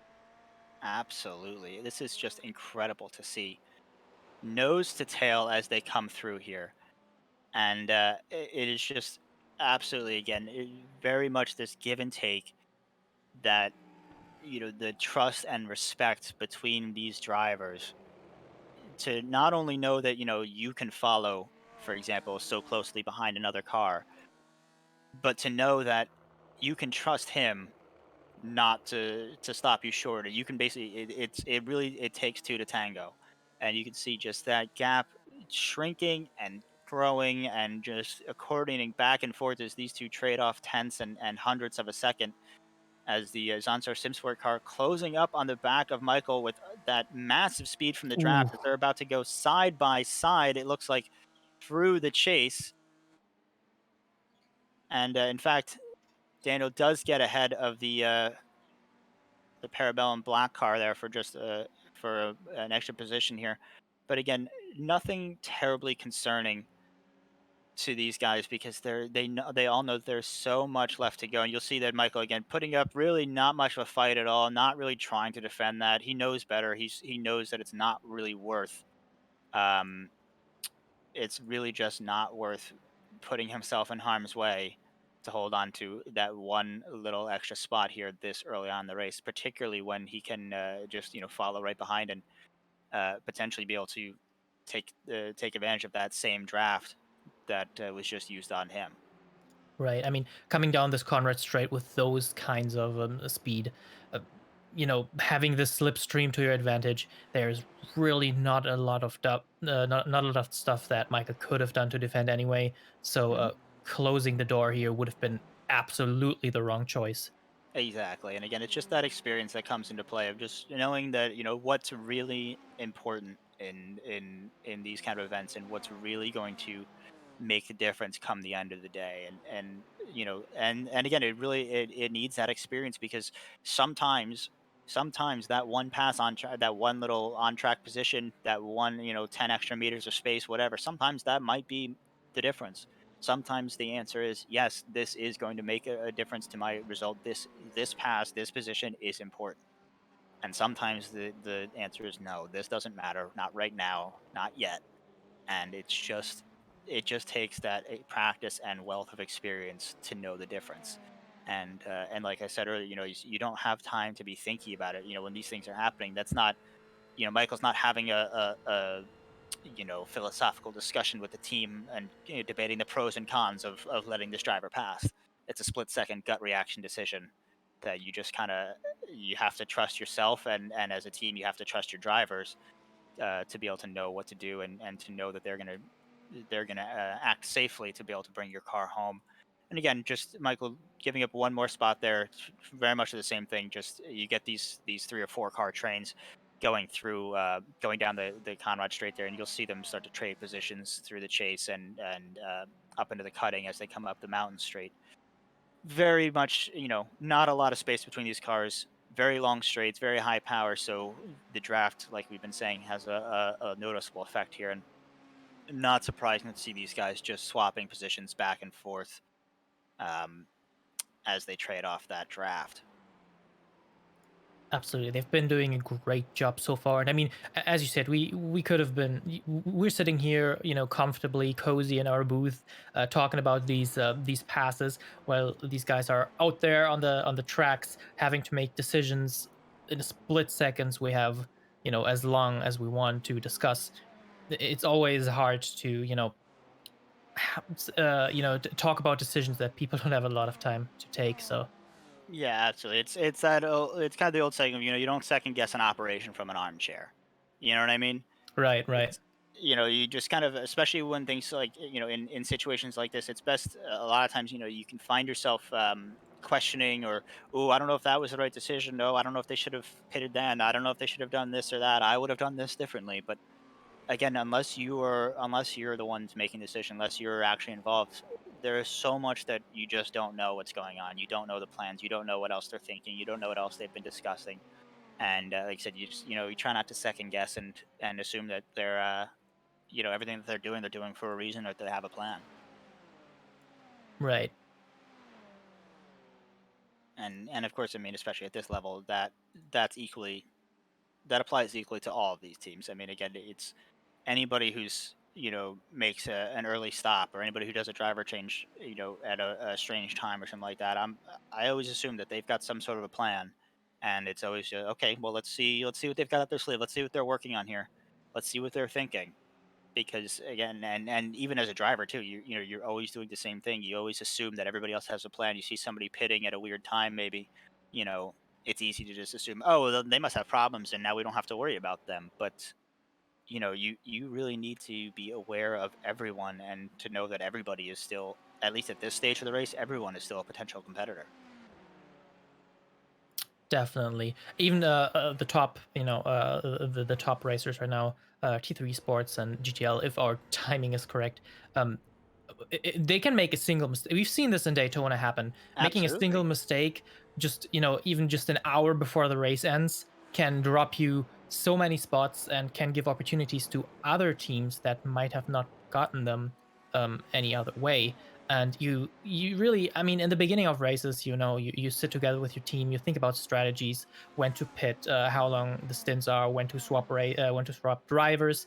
But you really, as a team, you have to make really really quick decisions sometimes, depending on what happens. So it's definitely not a single effort, even though of course the drivers hold the immediate luck in their hand. But having to make these decisions together is absolutely part of such a long endurance race. As we see them coming down Forest Elbow again into Conrad Strait, maybe they could eventually lose another position here if the car behind uses the slipstream well. Yeah, and again, just this is one of those things where, again, the team is also just going to be, grateful for that experience and that wealth of knowledge that they have, because it's really easy, even knowing all this stuff, even knowing all of these things, and knowing how long the race is, and how much, can go wrong and how little these early race passes can actually matter. For newer teams or newer drivers, I mean, it's so difficult. It can be so difficult to get out of that, traditional racing mindset, that just of wanting to go for every gap all the time. And it's just, again, it really takes that experience to of doing these races over and over again to, you know, it's one thing to be told or to on a surface level understand everything that goes into an endurance race, but it's quite another to have done it 6, 7, 10 times and have that security of knowledge that you can just kind of sit back and just go, look, we've done this before, we know how this works, we know what to expect, we know how to adapt, and we know how to keep calm and to understand what's going on. Because again, it's all well and good for somebody to tell you that giving up positions an hour and a half into a 12-hour race isn't a big deal, but it can be hard to acknowledge that from underneath the visor. I think it's perfect that you mentioned that. Actually, I personally am not that much of an endurance racer. I'm more of a sprint racer. So being in that mindset to me is absolutely goes against everything I do on the track. So Yeah. I think it's really interesting the difference of mindsets you really must have and be able to switch between is incredible. Looks like a little bit of a lockup there from the bus stop eastward BMW ahead of the Parabellum guys going down the hill there. Nothing too major, but again, these guys, you see them.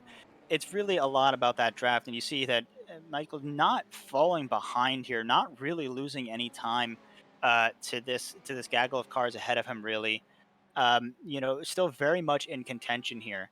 And if we look, I mean, his lap time still staying incredibly consistent, and in fact coming down just a little bit as we've been going on here. It's it really is just a very very very strong demonstration of driving from these guys, and I just mean, right up on the heels of the carbon what is it, Carbano Walkie Esports.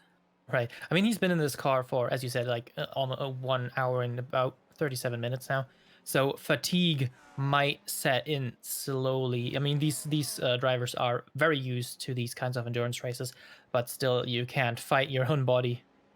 Absolutely, and just reminding our viewers here that some of these mad lads are doing this race alone. So thankfully, there is a team and an organization present to support Michael, and he has people to relieve him and replace him, and help offer advice and guidance along the way. Uh, I cannot imagine. I can't imagine doing this race by myself. I can't imagine why anyone would want to.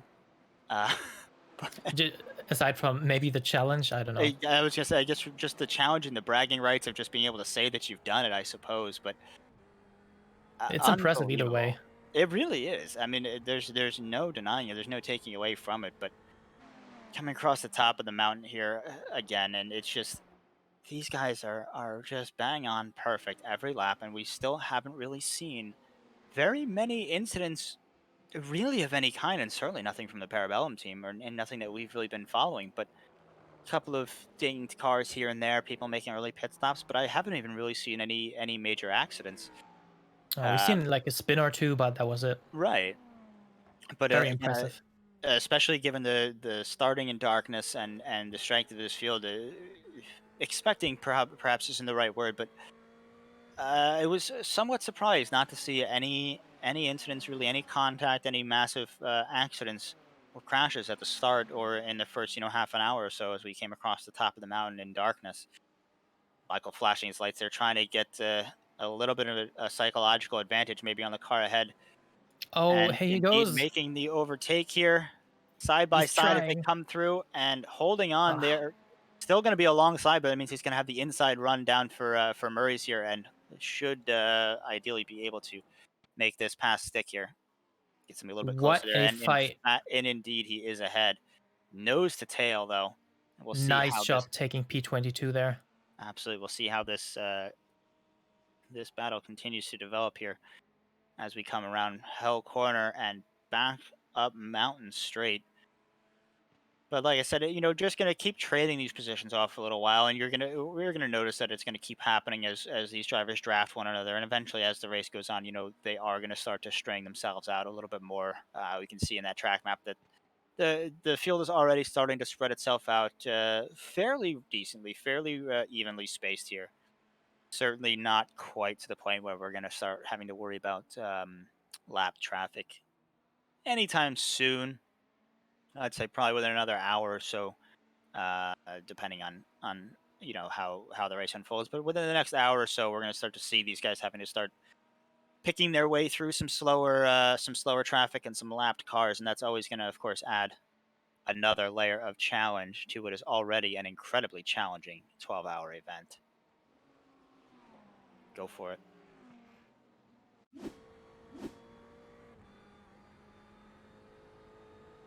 See if we can get a replay here. I think we've already gone past what we were looking for, but uh, fortunately, back on board with Michael. So we are coming down Conrad Strait, and he is appears to be well clear now. Oh, I say well clear, but clearer than he was of the Carbano Waka Esports car behind, who's now getting themselves into a little bit of contention with the slow pony Lamborghini, giving them a little bit to look in their mirrors for. So Michael has some free opportunity to pull that gap back out and try and catch up to the bus stop team again. It's always funny. It kind of gives you maybe a psychological advantage, having these fights, little fights early on, flashing your lights, and then winning and Mm, taking the position. And then maybe 5 hours down the line, you meet the same people again, and you remember that incident that you lost, and maybe you make a mistake trying to go for a gap or something. absolutely, and especially in these longer events where you are going to be coming across the same people and the same teams over and over again. There is absolutely a psychological aspect and some mind games that can get played there, and it makes me think there was I believe it was I want to say it was Martin Brundle, but talking about Ayrton Senna. And one of the things that made him such a great driver, and one of the ways that he used to make some of these overtakes is you'd say was a lot of that mind games was that basically Senna would come up behind you, and you would get into a fight or something, and he would go for a particularly risky overtake perhaps, and put himself in a position where both cars could crash, but he would go for a risky overtake, and if you if you let him by, if he got by you, then Brundo would say basically he had you for the rest of the race. He knew that every time he would come up behind you, you would jump out of the way for him because he had already won that fight against you once, and basically he had beaten you enough that you knew you weren't going to fight him again. And again, you'll definitely see that come into play in these kind of events, in these longer format races where, like I said, you come up behind the same teams over and over again. If you can, especially early on in a race like this, if you can establish dominance for lack of a better term, it really can pay dividends later on. Either in the psychological aspect of the car ahead just knowing that you can beat them, or just for your own benefit of knowing that I've gotten past this guy before. We are faster than this team. We can do this. And sometimes that mental aspect, that motivation is so important here. And again, it's is what makes having a good team such an important factor for a race like this, because you know even with somebody doing this race solo, you have to imagine there must be uh, a very strong organization behind them that would enable you to do something like this, because there's just, even if you can do the driving yourself, there's no way you can do all of the planning, all of the spotting, all of the strategy, all of the thinking just as one person. Absolutely. Have you, like, from personal experience? I know you're an endurance racing guy. Have you been on this track before, endurance racing? Do you know, I haven't actually. I have raced Bathurst several times. I have done some smaller format races here. I have never driven the 12 hours. Um, for one very, very good reason, actually. Um, it's terrifying. It's terrifying. You mean the different all the corners, and Just my how God, narrow the track is? the prospect of having to do this track for 3 or 4 hours at a time has just been is just daunting. And I've done sprint races here. I've done 30 or 45-minute races here in GT machinery. I've done races here in Formula 3 and some open wheelers, and it's a lot of fun. I love watching endurance races here. I don't think I could do it. I probably could if I really, really put the work in, but there's just so much that goes into doing a couple hours at a time here that it's just to me, this is a more challenging race in 12 hours uh, than Daytona is in 24, or even something like Le Mans. Yeah, I can totally understand that. This track is so technical. You can see all the corners, the elevation changes. It does so much to your brain. And we're watching the Parabellum Racing Black car here with Michael Kodap. But it's going to be interesting because we also have another racer, and I wonder when they're going to swap. Yeah, absolutely. I mean, we're going to be seeing the second stop probably the next 15 or 20 minutes or so. Again, we did see Michael was able to take that Parabellum black car for an extra lap or two over most of the field in the first round of pit stops. So we're not certain exactly when they're going to be stopping again, but certainly sometime probably just a hair after the 2 hour mark. So we will be looking forward to seeing that soon. Not certain if he's going to be getting out of the car just yet. Again, we do have the Parabellum Black car here is a dual driver pairing for today, I believe. It was going to be a a 3 driver car, but unfortunately, one of the drivers had to pull out at the last moment due to tendonitis, I believe, which is very unfortunate. Of course, we wish him a speedy recovery. But Michael going to be joined by Lucas Christic as the other driver for the Parabellum Black car, who I would imagine.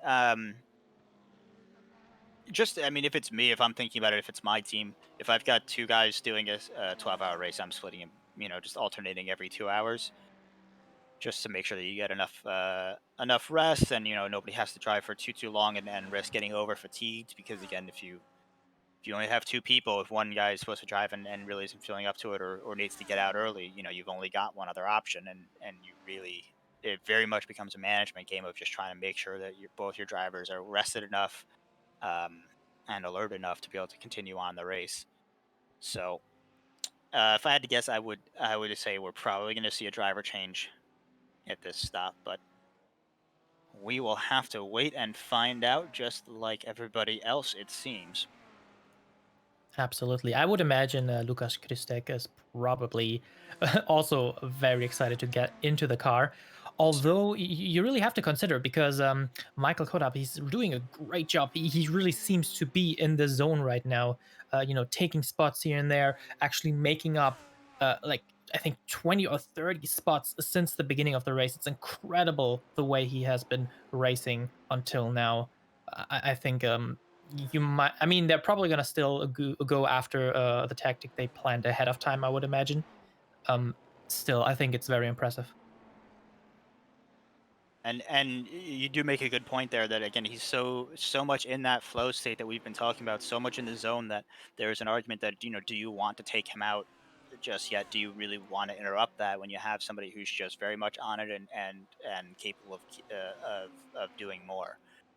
32 positions gained by my charts here for the Parabellum Racing Team Black car under Michael Kotab since the start of this race. Again, starting 51st um, from the back of the grid, and now running 19th or 21st, depending on who you'd like to believe. I'm not certain at this point. I'm I'm really not certain whether the error is with our timing or with the onboard display. And as much as I don't want to pin it on iRacing, I'm almost tempted to call it the driver display is it might be a little bit out of alignment, because as best I can tell, trying to look through the rest of the field, it does seem everybody is accounted for. In which case, it would be even more impressive seeing how he's P19 now. Absolutely. Well, to be fair, that the 32 positions gained is according to my lap chart here, which is assuming he's in P19. So it could be let's be fair to to Michael Kotep and Parabellum Racing here, he could have gained as few as only 30 positions since the beginning of this race. But still, I don't think that takes away uh, from his accomplishment too much. it's crazy. He's done such a good job so far. Absolutely, and again, like I said, it's just a question then, and it really just comes down to that experience of the team and the management of the team of knowing, you know, when is it worth swapping out for a fresh driver, when is it worth keeping that zoned in driver in, what is ultimately going to get you the most pace and the best result to come the end of the day. Coming around here to complete, or about halfway through, I should say, lap 54 as we come up to the top of the mountain. Almost 2 hours gone by already in this 2021 Bathurst 12 hours, hosted by Parabellum Esports and presented by Art of Racing TV. Again, get in touch with us if you want to ask any questions or talk to us during the stream, during the broadcast here. We'd love to hear from you on Twitter at Art of Racing TV or on Twitch, twitch.tv/PBLM Esports. We are live all day long here following the Parabellum Racing Team Black car, currently being driven by Michael Kotap to an absolutely astonishing 19th position from 51st on the starting grid.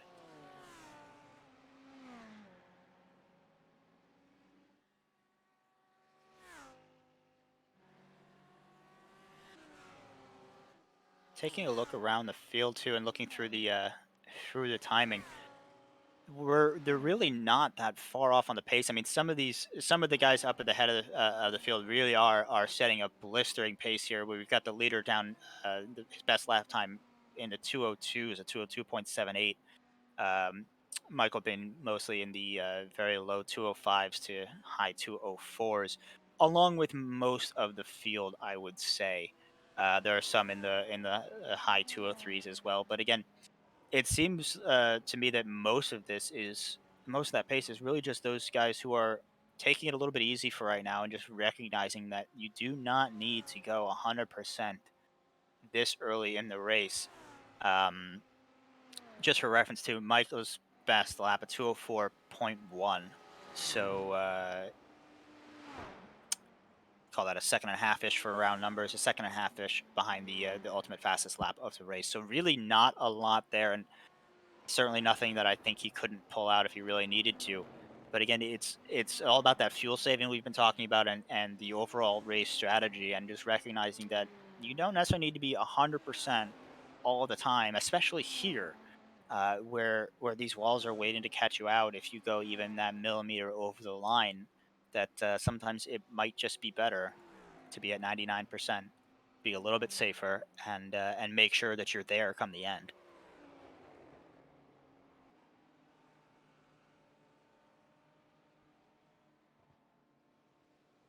Coming down across the top of the mountain again. My absolute favorite part of this track and my favorite shot as they come down through the forest elbow and back out onto the massive Conrod Straight. Absolutely. Looking that with a static shot, I think, is the most beautiful thing about this track. It really As you can is. see, the gaps are really really close still. There's so much left to so much space to climb still, even though Michael still has been doing such a great job so far. Yeah, absolutely. He really has been. I mean, it's an astonishing drive and it really speaks to the skill level of and it's interesting honestly, and I certainly don't mean this in anything of a negative context, but it almost speaks uh, equally to the skill of this field that Michael's put in such an astonishing drive. He's taken 30 positions or more gained, you know, and it's only 19th or 20th now. I'm sorry, it's only 20th. That to me is again not to take away from Michael or put it in any sort of a negative context, but to me it just illustrates the absolute strength of this field overall. That such a commanding performance and he's still 20th and still has ways to go. That to me is just fantastic and just tells me that we are going to be in for an absolutely epic race here, especially as It it starts really to is. unfold. It's so very impressive. All the whole field has been so impressive. We've seen In the beginning, we've seen a little bit of dense traffic, pushing through here, maybe spin there, but everything else. I was actually talking about how the races were a lot more aggressive than I've seen on Daytona, which we Yeah. cast where we cast as the Parabellum Racing Crimson car. Um, but now it has pulled, it has pulled out a bit, seeing how the traffic isn't as dense anymore, and people are like in Daytona still looking at how not taking away from any crashes or anything, just being careful, giving way, pretty much like Daytona. I think it's very, very impressive still. The respect that these guys have for each other is so commendable. And respect was the word that was just coming to my mind as well. And we've said it a million times, and I will say it a million more. But I mean, good racing is all about and demands that level of respect and trust between drivers, which again is not easy to get, especially that level of trust between people that you're competing with. Um, but it really is it is absolutely essential. You cannot have close racing between two cars who don't respect and don't trust each other. Um, and I'm sure anybody who's had any experience of any sort of motorsport themselves will know that experience of being catching up and being behind somebody, or being in front of somebody who's catching up to you, and deciding not to go for the overtake or not to defend their attack because you just sit there and you've been observing this person where you just go, okay, I don't trust you to go alongside you through this corner. I don't trust that you can do this safely. I don't trust that we're going to both survive this. So I'm not going to try and pass it here, or I'm not going to defend when you try and pass me, because, like I said, I just don't trust you, and I'd rather ensure that my car remains in one piece than go for this one extra position. And so again, if you're going to have this sort of close racing and battling that we've seen here, it really demands that level of trust between both drivers involved to be able to go side by side through a corner like that, or to follow nose to tail, and to know that it's safe to ignore your mirrors and ignore the guy behind you because he is not going to come and rear end you, or it's safe to try and go for the overtake through a corner because you know that the car ahead is going to leave space and is not going to close the door on you, it's not going to turn into you, and without that you'll never be able to get that kind of close battle.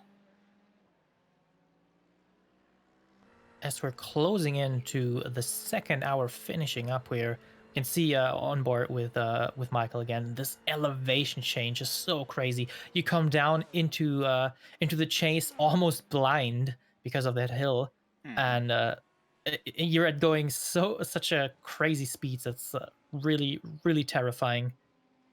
And you can see just again that experience level here, just using up every inch of this track, every little bit of tarmac that they're allowed. These drivers are going to be using every single bit of it to eke out every little bit of speed that they can. And again, it's where you just have to marvel at the skill and precision of some of these drivers to be millimetrically perfect up against some of these walls. Um, to get you can leave yourself more space, and you watch them almost rubbing up against these walls through some of the corners, and it's not strictly necessary in order to navigate through the corner, but in order to do it at any sort of reasonable speed, or in order to be the fastest guys out there, again, you need to use every single inch of that track, even when it means your wing mirrors are scraping the walls. Right. I think it's really cool, especially for this kind of track, seeing how narrow it is here, going through the cutting again. Um, this track is so very exciting. There are really almost no boring parts of this track, I want to say. Yeah, of course, during the S's, it's a little hard to pass. Obviously, if you want to pass, you're probably going to do it in the mountain straight or on the Conrad straight. Mhm. But the other parts that you can't pass with high speeds are just so technical that it's just really impressive. Absolutely, but at the same time, those technical parts can really slow you up if you're behind a slower driver. And so you will start to see, especially as this race unfolds, we will start to see, I'm sure, a lot more action across the top of the mountain, and even some side by side action going through Reed Park, going through McPhilmy Park, and down into the Dipper and into the downhill section across the top there. You're going to start to see these cars getting a little bit feisty with each other and looking for those side by side opportunities where 6, 7, 8 hours into the race you just cannot afford to be held up across the top of the mountain like that. Seeing cars making their way into the pits here for their second stop. Parabellum still staying out. Let's see if we can take a look. It's looking like again, yeah, 30 laps or so seems to be the the rough stint length. Some teams going a little bit less. Um, it seems like I think our software must have missed a few of them because some of these cars are showing not having stopped at all and doing 58 lap stints, which obviously is not correct. As the leader himself comes into the pits here, but I would say that we've seen just about 60 laps here. We're coming around to on lap 59 here for the Parabellum Black car. So I would say we're going to see them in probably not this lap. I'm going to say next lap is my guess. We're going to see them pitting in. Well, let's see. I'm really excited to see what Lukas Krzyzek can do here in case they do decide to swap every 2 hours. Yeah, absolutely. And again, I'm very curious to see if they do intend to change drivers or if they plan to stick to keep Michael in the car for one more. If he does, I would say he's probably not going to be doing much more than one more stint. Again, it is just the two of them trading off this car, so you'd think that they're going to want to get some sort of a rest period in there. Although, again, there is also the consideration of the longer each of the stints goes, the longer you spend in the car, it also means the longer period of rest that you do get in between. So very much just a fine tuning and a balancing act there, especially when you only have two drivers to share the car of just exactly who goes in when and how you split that time up. See if we come into the pits here again. I'm expecting him to stay out for one more lap, and indeed he does.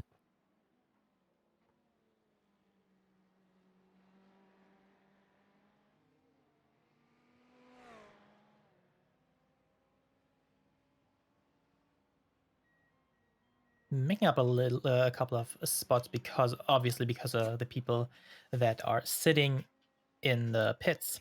Hmm. Still very impressive. Exactly, but again, we saw this during the first round of pit stops, where, of course, by staying out, Michael did get himself a bunch of track positions temporarily as people came to the pits. But we noticed though that when he did finally come in pit and re-enter the track, he hadn't quite given back all of them. So again, I'm wondering if that might be part of the strategy here for the Parabellum team is to leave this car out just a little bit longer than some of the other teams, just to get that extra little bit of open and clean track running, and try and put the hammer down here. And Right. and again, as you can see here, his last lap at 204.6, only half a second off his fastest of the session. So really trying to, I think, get in a little bit of speed and um, trying to make this overcut work for them again, I believe, as it seemed to so well the first time. It did work out very well. That is true. I was actually expecting when he went into pit the first time he would lose all these positions again, but he was able to Exactly. hold on to them. It just speaks for the quality of drivers that Parabellum Racing were able to pick up for this race. Absolutely. And again, you'll see some of this, some of the pits positions trade off throughout the race, especially as we start getting more into the middle section of the race. As some teams will be taking tires while others aren't. Some will be doing driver stops while others aren't. And so, we'll start to see those pit stop times themselves actually varying. But for right now, going for one more lap, it looks like Michael is. I'm wondering if he's got Ooh. much more than that in the tank. But uh, let's see. What do we say? What was his first? Their first stint. I can't see, unfortunately. I do apologize.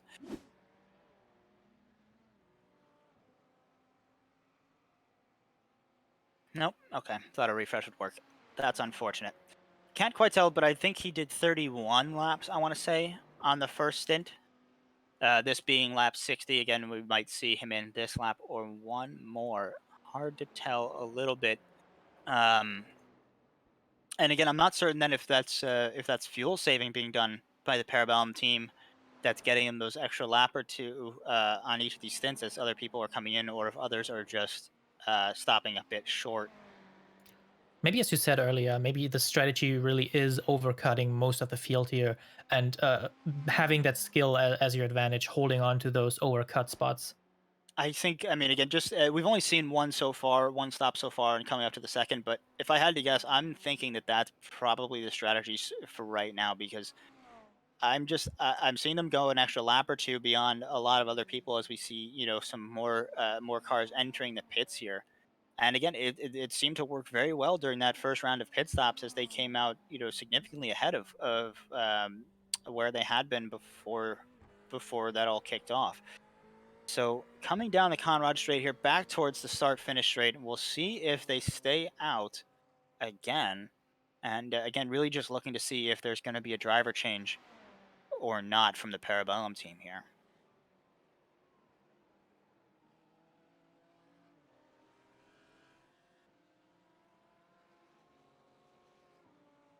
Coming through some of the last corners here, down towards Murray's, and see if he stays left here and makes a dive for pit lane. Indeed, he does again with a late entry again from Michael. That's the second time we've seen that. I wonder if there's a particular reason for that. If they're trying to maybe play a little bit of mind games with some of the cars behind. Not entirely certain. But we've Maybe, got maybe. exactly, yeah, Michael coming in now for his second stop of the race. Again, assuming I'm guessing we might see a driver change here. We might not. I'm wondering though if we will see if this will be a full stop with tires or just for some fuel. Yes, that's going to be. And they do swap here. They do indeed. Lucas Christic uh, getting into the car here, and we'll see where he manages to slot himself back out. He'll have to get out there fast if he can. Yeah, I mean, again, they're going to lose a little bit of extra time here compared to the last lap, at least, just because of that driver change. And again, we certainly do expect them to, to drop down a few positions from where they entered the pits, just being the fact that they only really gain those positions by others pitting ahead of them now. Uh, Coming up 80-second stops almost. So again, yeah, that is a full stop as the car is in the air. We see tires are going to be going on here. Should see him leaving the pit lane hopefully any second now.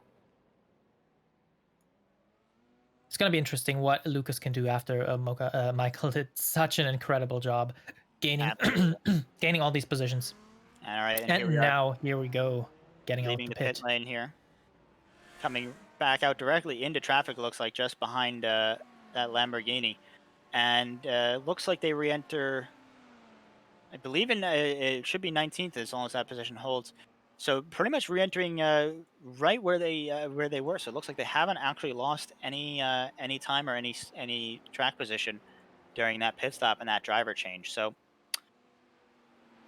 Well, whatever strategy they had, it seemed to seemed to have absolutely, worked out. absolutely. Michael Kotab out of the car, Lucas Kristek in, and we are continuing on now 2 hours and a bit into our coverage of the Bathurst 12 hours for 2021.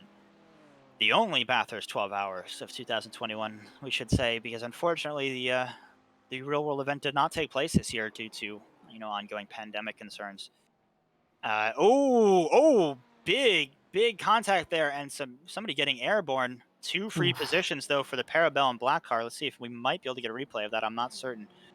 Um, but in the meantime, that is absolutely a godsend and nothing you'd be happy to see if you were involved in those crashes. But absolutely something you would be thrilled to see as the Parabellum driver and realizing that you are now two spots further up the field.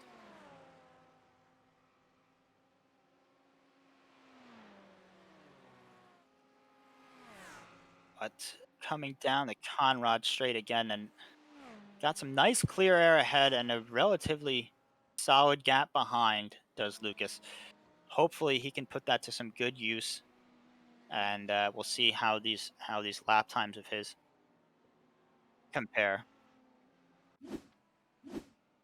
Let's see. Oh, here's what happens. Oh, somebody spins and Oh. then just gets Oh rear-ended there. no, that looks horrible.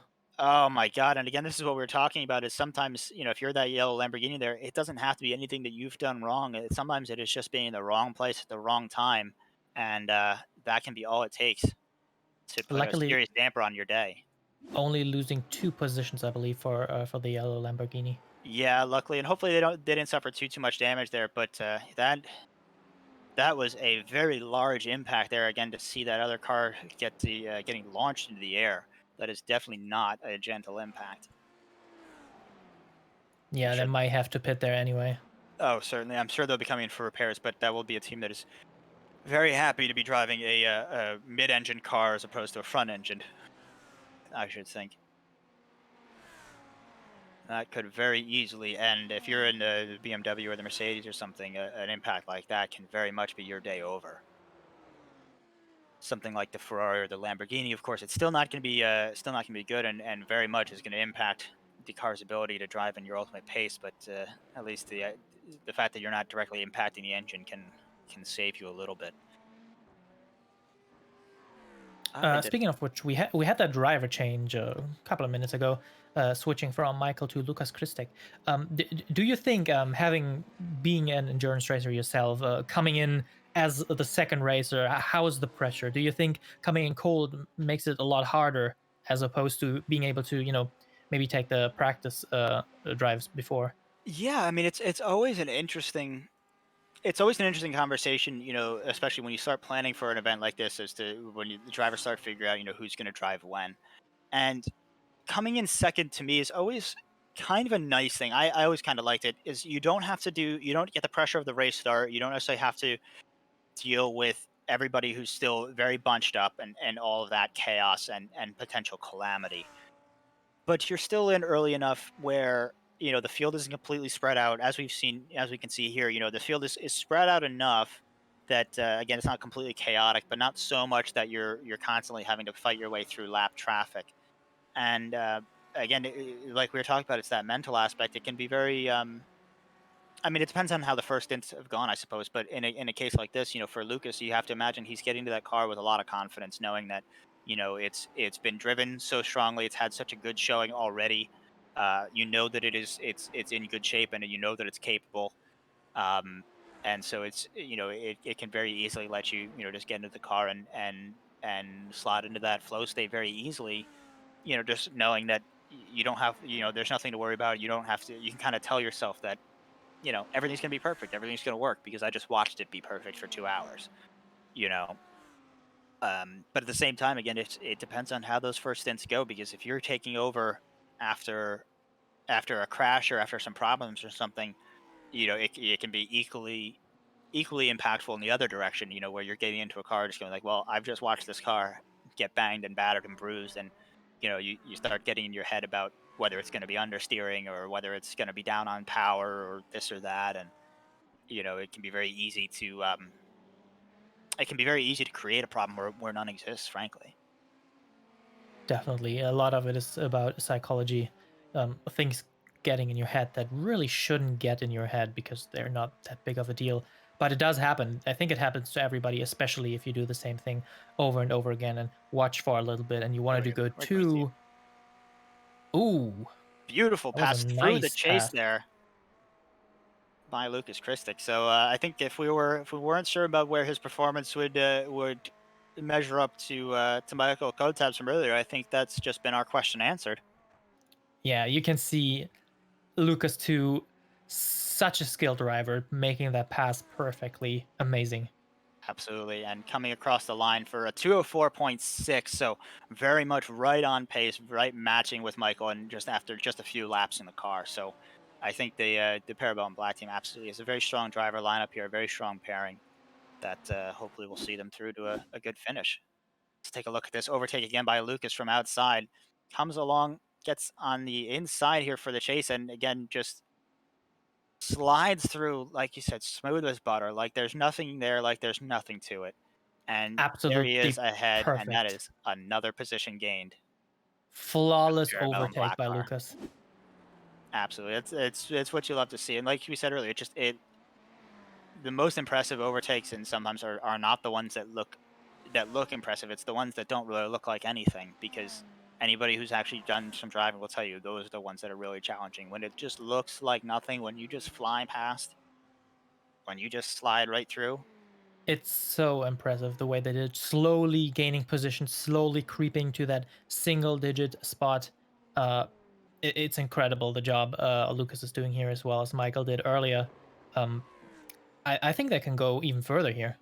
Yeah, I mean it's really going to be interesting to see how this day unfolds and how far this team can move their way up the order. I mean, again, they're already something like 30 or 35 positions now up from where they began, and it's just um, absolutely astonishing to see. I think it really speaks. You were talking about it in the beginning of the race.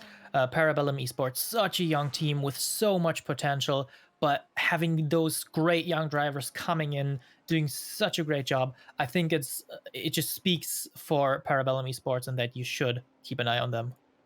Yeah, absolutely. I mean, it's just one of these things that there are so many there's so many iRacing teams, there's so many organizations, and a lot of them, very many of them do great things, and a lot of them compete very strongly in these kind of events. But it really is just kind of striking to me to see a team like this get put together in such a short amount of time. Again, remember this is the 1 year anniversary race for the Parabellum Racing Team. They've only been racing together for just about a year, and for an organization of that age to come in and not only be performing this well, but also remember they're also fielding two other cars in this race, which we are going to try and keep you updated on as the day progresses. You've got two other cars in here, and that's just the racing division too. Not to mention the entire Parabellum Esports organization. Competing very strongly in Rocket League, CS:GO, Valorant, Rainbow Six Siege, and a number of other esports as well. And again, to me, it just speaks to the strength of an organization like that to be able to, it's one thing if you can put together a racing team or a Rainbow Six team or a Rocket League team. It's one thing to put together a couple of people who are good at something, um, but the fact that they're able to do it over and over again through over across different sports, vastly different sports too. Um, Really just, it says that there's something there, you know what I mean? If you can It's one thing to do it once, but to do it over and over again consistently and really without fail tells me Right. there's a strong organization there. I think it's really impressive because you have really experienced people there, like Racing Dad, coming from Shattered Dreams before, I believe. Yeah. Now being the manager of this incredible team, it's really incredible. And if you're watching this and maybe you're not enough age, maybe you're like 17, 18 years old. These guys actually run an academy, so if you tweet them or something, I'm sure they can. If you're interested, they can get you in there. Yeah, and in fact, it's funny you should mention that too, because I do believe it is their youngest driver is, I believe, actually 17, up to their oldest, who is just listed as old, and refuses to put it under 18. And we don't begrudge him that. I don't blame him.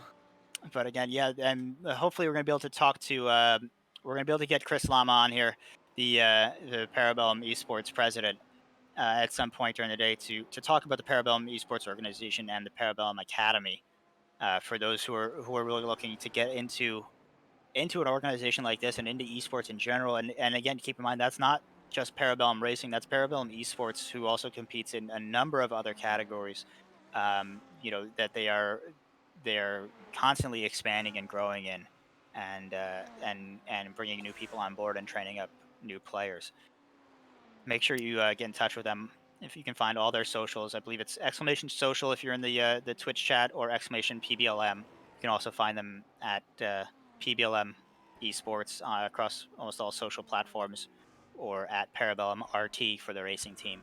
make sure you guys go ahead and give them a follow. They've really been doing some amazing stuff this year, and we can't wait to see what else comes from them.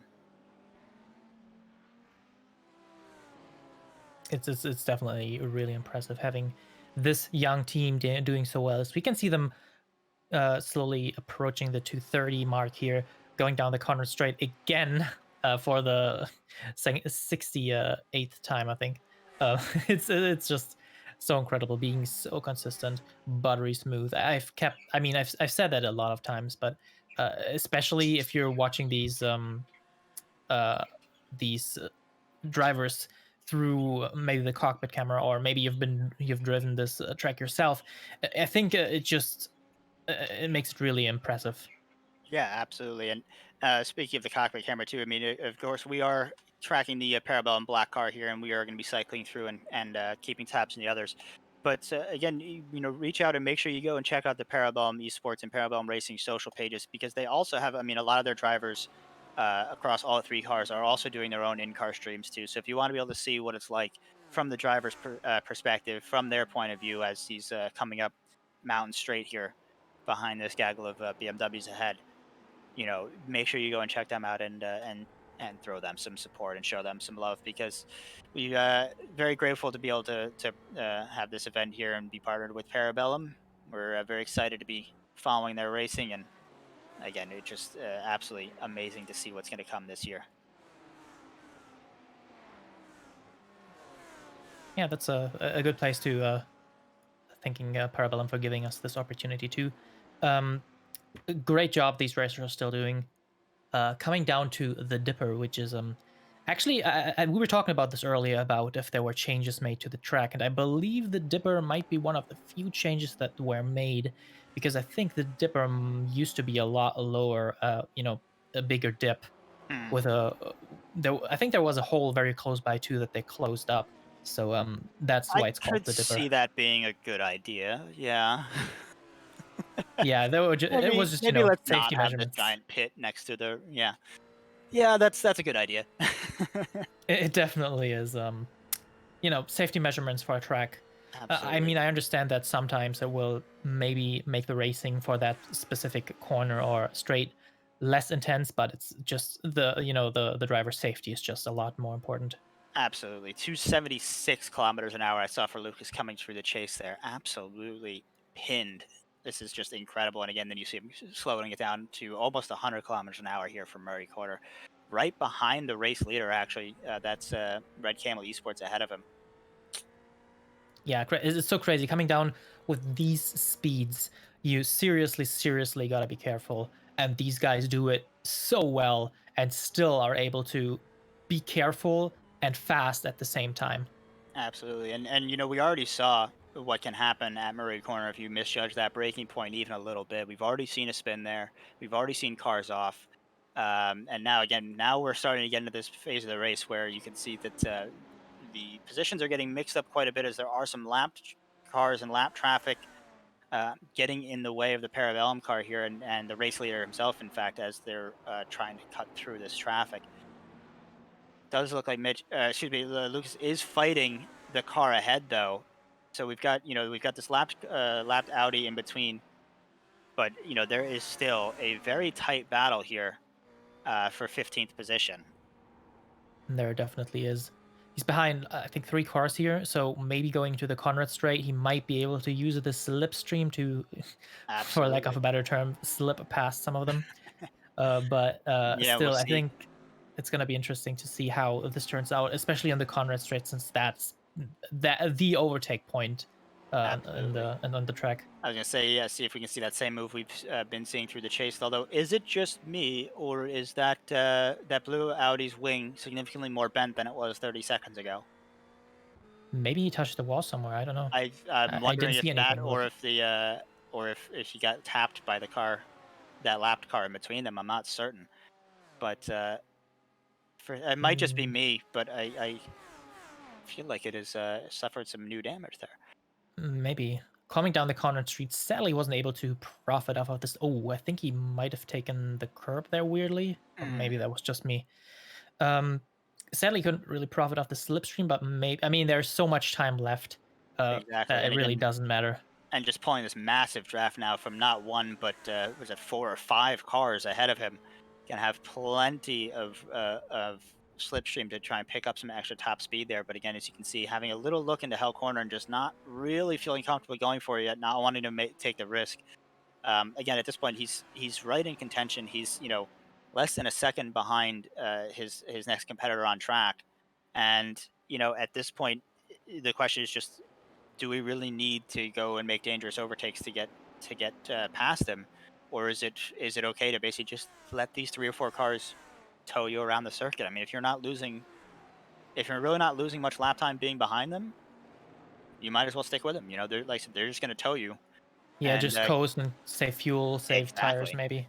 Exactly. You can try and save a little bit of fuel. You can try and eke out a little bit of an advantage for yourself there that might come into play a little bit later down the road. And again, you're not really, if you're not losing time, then you're not really losing out. Um, and especially to the, at least to the car ahead of him that he's actually fighting. He's really, you can see Lucas is not really losing much time to that blue Audi. He's still right there in contention, and we'll see if he can get another run down the straight here. But it's it really doesn't seem to be costing them too much. And if I was him, I'm just as happy to sit right behind them, um, and get towed along. But like we said, it just comes back to that trust and respect, though, because again, you can only get away with doing this if you trust that they can maintain their speed and that it's not going to be dangerous for you to follow right behind them. To be able to maximize that draft, you only get the benefit here if you can trust them, and it seems very clear that Lucas can and does. You really can. These guys driving here are all highly, highly All right. trained. They're very experienced. There we are, and that was sliding past the lap traffic there. That was not a pass for position, but it does free him up to get right up on the gearbox of this unique sim racing blue Audi ahead of us. Very Uh, important move. He's been stuck behind this car for I think in 1 or 2 laps. Absolutely, Um, yeah, that's been slowing him down. I think now going for an attack on the car with a broken wing there might be the right choice.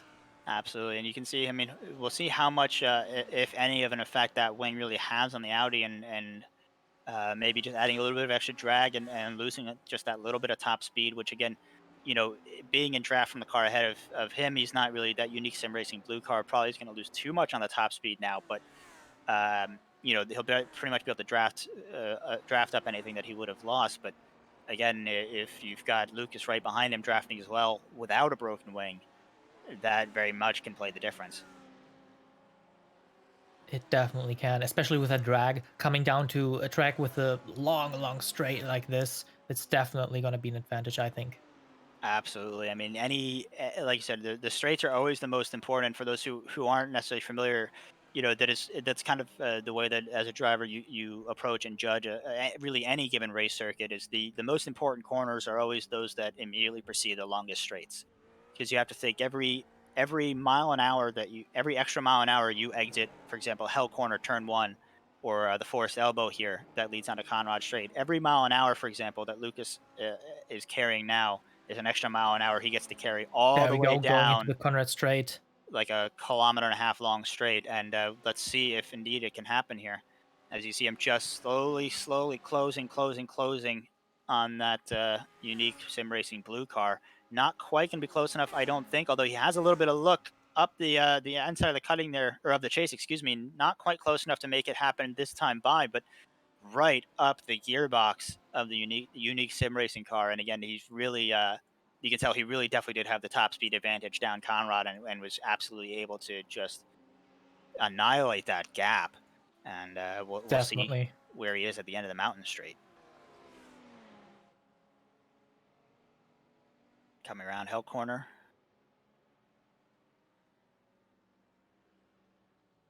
less than a half a second separates them as they head up mountain straight here, and you see that gap just slowly starting to come down.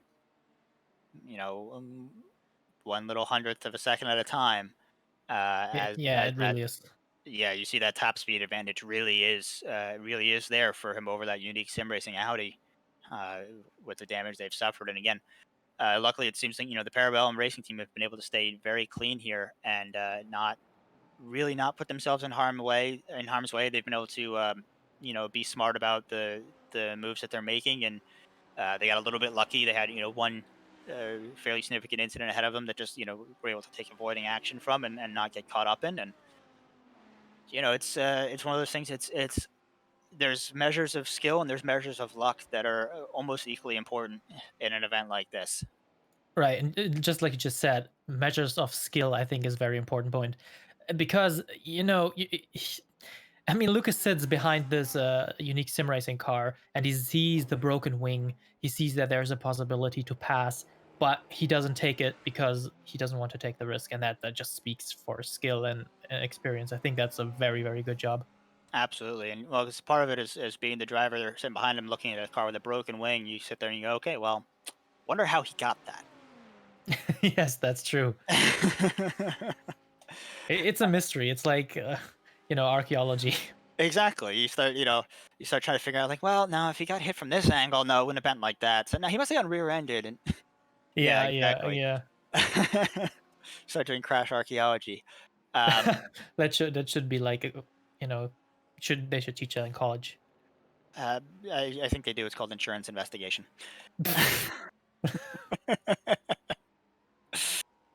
Coming around to complete lap 72 here, I believe, for the Parabellum car. Or I think they might be a lap down on the leader by this point. I'm not entirely certain. But we are 2.5 hours into this event here. Want to again say a big thank you to Parabellum Esports and Parabellum Racing Team, of course. Also, a big thank you to Nick at Nightfall One on Twitter for joining me in the commentary booth for this first section of the race here. I know we are going to see you back a little bit later on this afternoon, I believe. Of course, I'll definitely be back, and maybe can be on for a little longer too later. Absolutely. Well, thank you so much for stopping by here. We are continuing on with our coverage of the Bathurst 12 hours here, hosted by Parabellum Esports and presented by Art of Racing TV. Coming up with probably just about another half an hour to go before we see our third stop here. Again, expecting Lucas to stay in the car um, for a double stint, as Michael did at the beginning of the race here. Coming down the mountain, just moving his way, making his way through this traffic here, up into P16, having a look on some cars ahead here. P15, excuse me. Having a look at the cars ahead and trying to see if we can find a way to get past here. But again, just like we've been talking about all day, being trying to be intelligent, trying to be smart, and trying to manage that risk versus reward.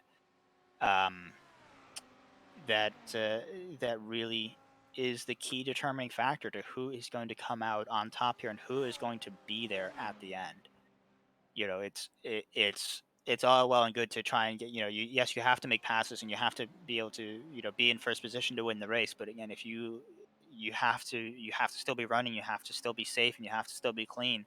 And it really is no coincidence that the cars on the top step of the podium of races like this, like I said before, it's no coincidence that those cars tend to be the cleanest. It's both by obviously by just by the nature of the fact that they tend to have the most the highest skilled drivers, and who can keep the cars clean. But again, it's also the fact that the cleanest cars, the ones who avoid incidents, tend to finish strongly, because it doesn't matter if you have the fastest lap time. You could be 10 seconds a lap faster than everybody else, it doesn't matter. But as long as you can keep putting in those laps, you'll be all right. You can be slower than everybody else. You could be the slowest lap time on the course, but if you're the only one who doesn't have an accident, if you're the only one who keeps it clean and is running at top speed, you will be there and finish strongly come the end. Um, and just getting some questions from Twitch chat here. How many laps are we going to do in 12 hours? Not 100% certain. Again, it is a time certain race, not determined by laps, so it's really a question of how many laps the leader will have a chance to complete in those 12 hours. But for sake of nice round numbers, I mean the fastest lap of the race here has been like a 2:03 and change. So let's call it a 2-minute lap just for easy to work with math. So that means 30 laps per hour, 12 hours in the race. You're looking at somewhere in the neighborhood of 360ish laps that we would expect the leader to complete by the end.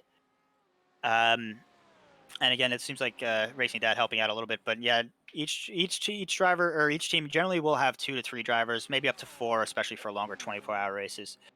We've seen here the Parabellum Racing Team Black is a dual driver effort today. It was meant to be a a 3 driver car, although unfortunately we did have they did have a driver have to pull out due to some medical issues at the last minute, unfortunately. And of course, we do wish him a speedy recovery. But yeah, again, we're coming up probably about another 25, 30-ish minutes or so till the next round of or excuse me, next round of pit stops.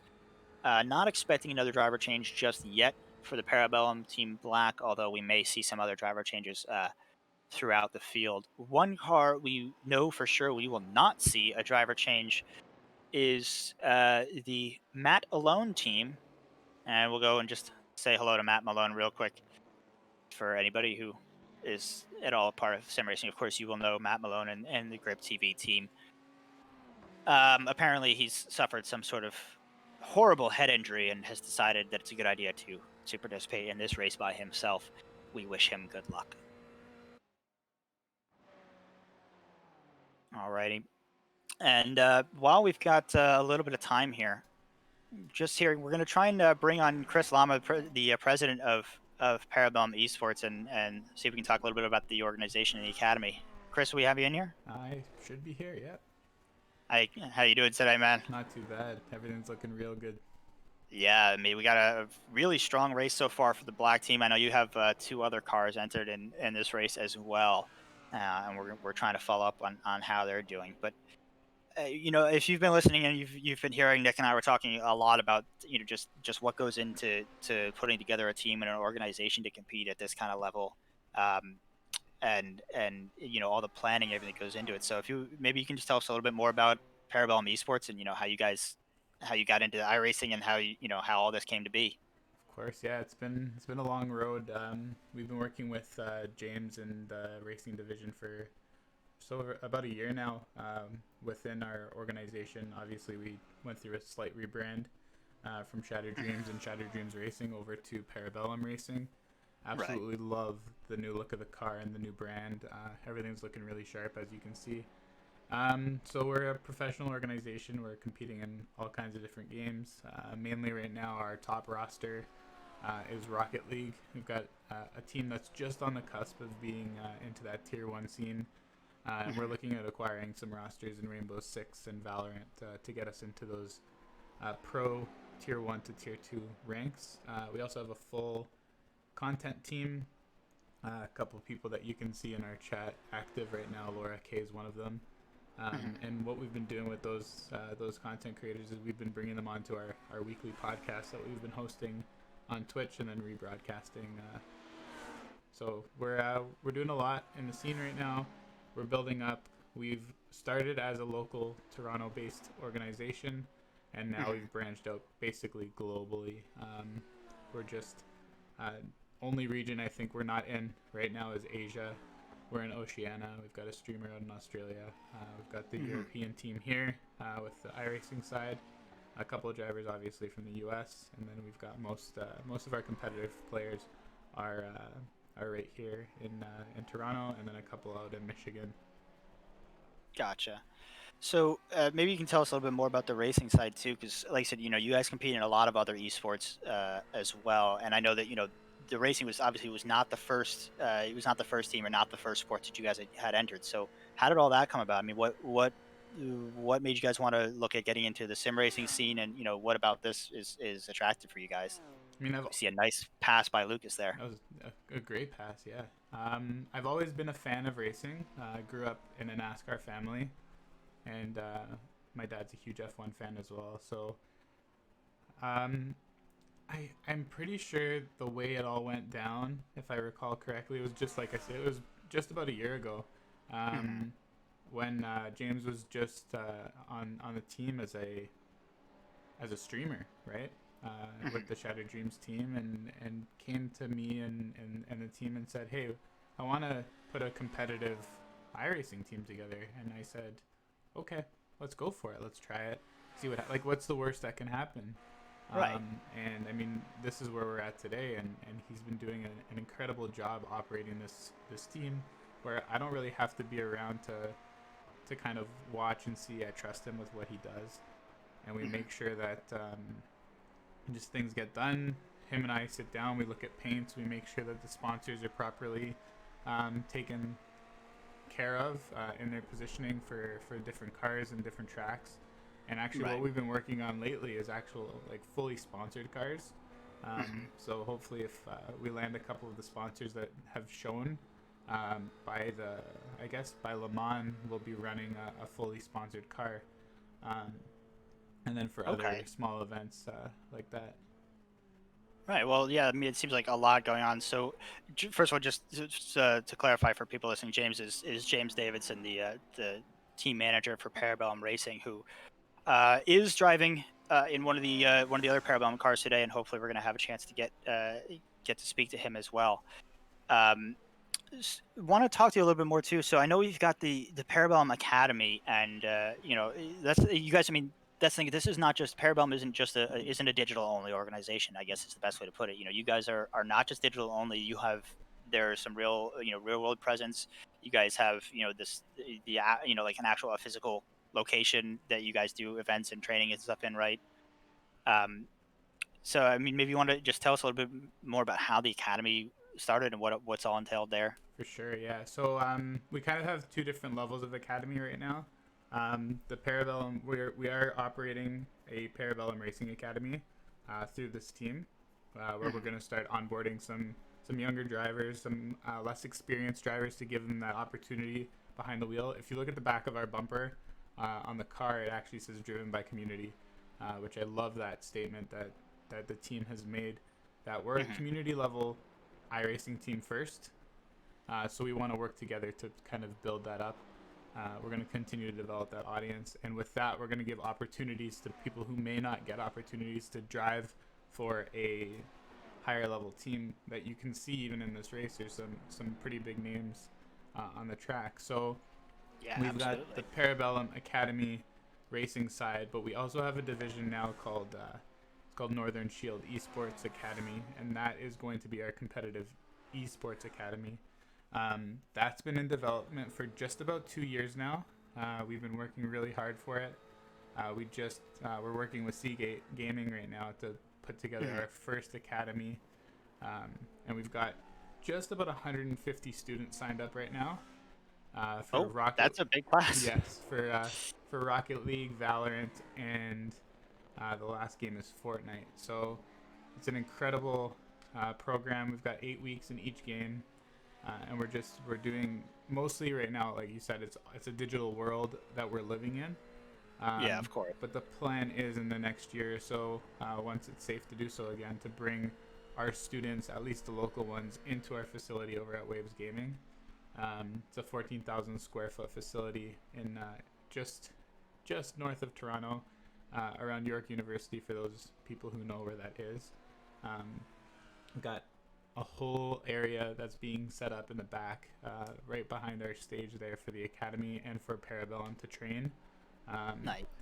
Fully loaded PCs, 240 hertz monitors, all the best tech that you could possibly hope for to become a competitive player, and we just want to set people up for success, right? And then give them the opportunity to grow, develop not only their competitive side. I'm a huge person when it comes to content, and that's why like I like learning the whole production side, right? Mhm. So that's why you and I are Yeah, working absolutely. together on this. Yeah, of course. But it seems like so. I mean, very much like you said, driven by community, but also very much trying to drive the community and really form and grow something there. Which is again, it's always just amazing to see. Especially in these days where all this is the esports is really taking off, and there's a lot of eyes on it, a lot of attention.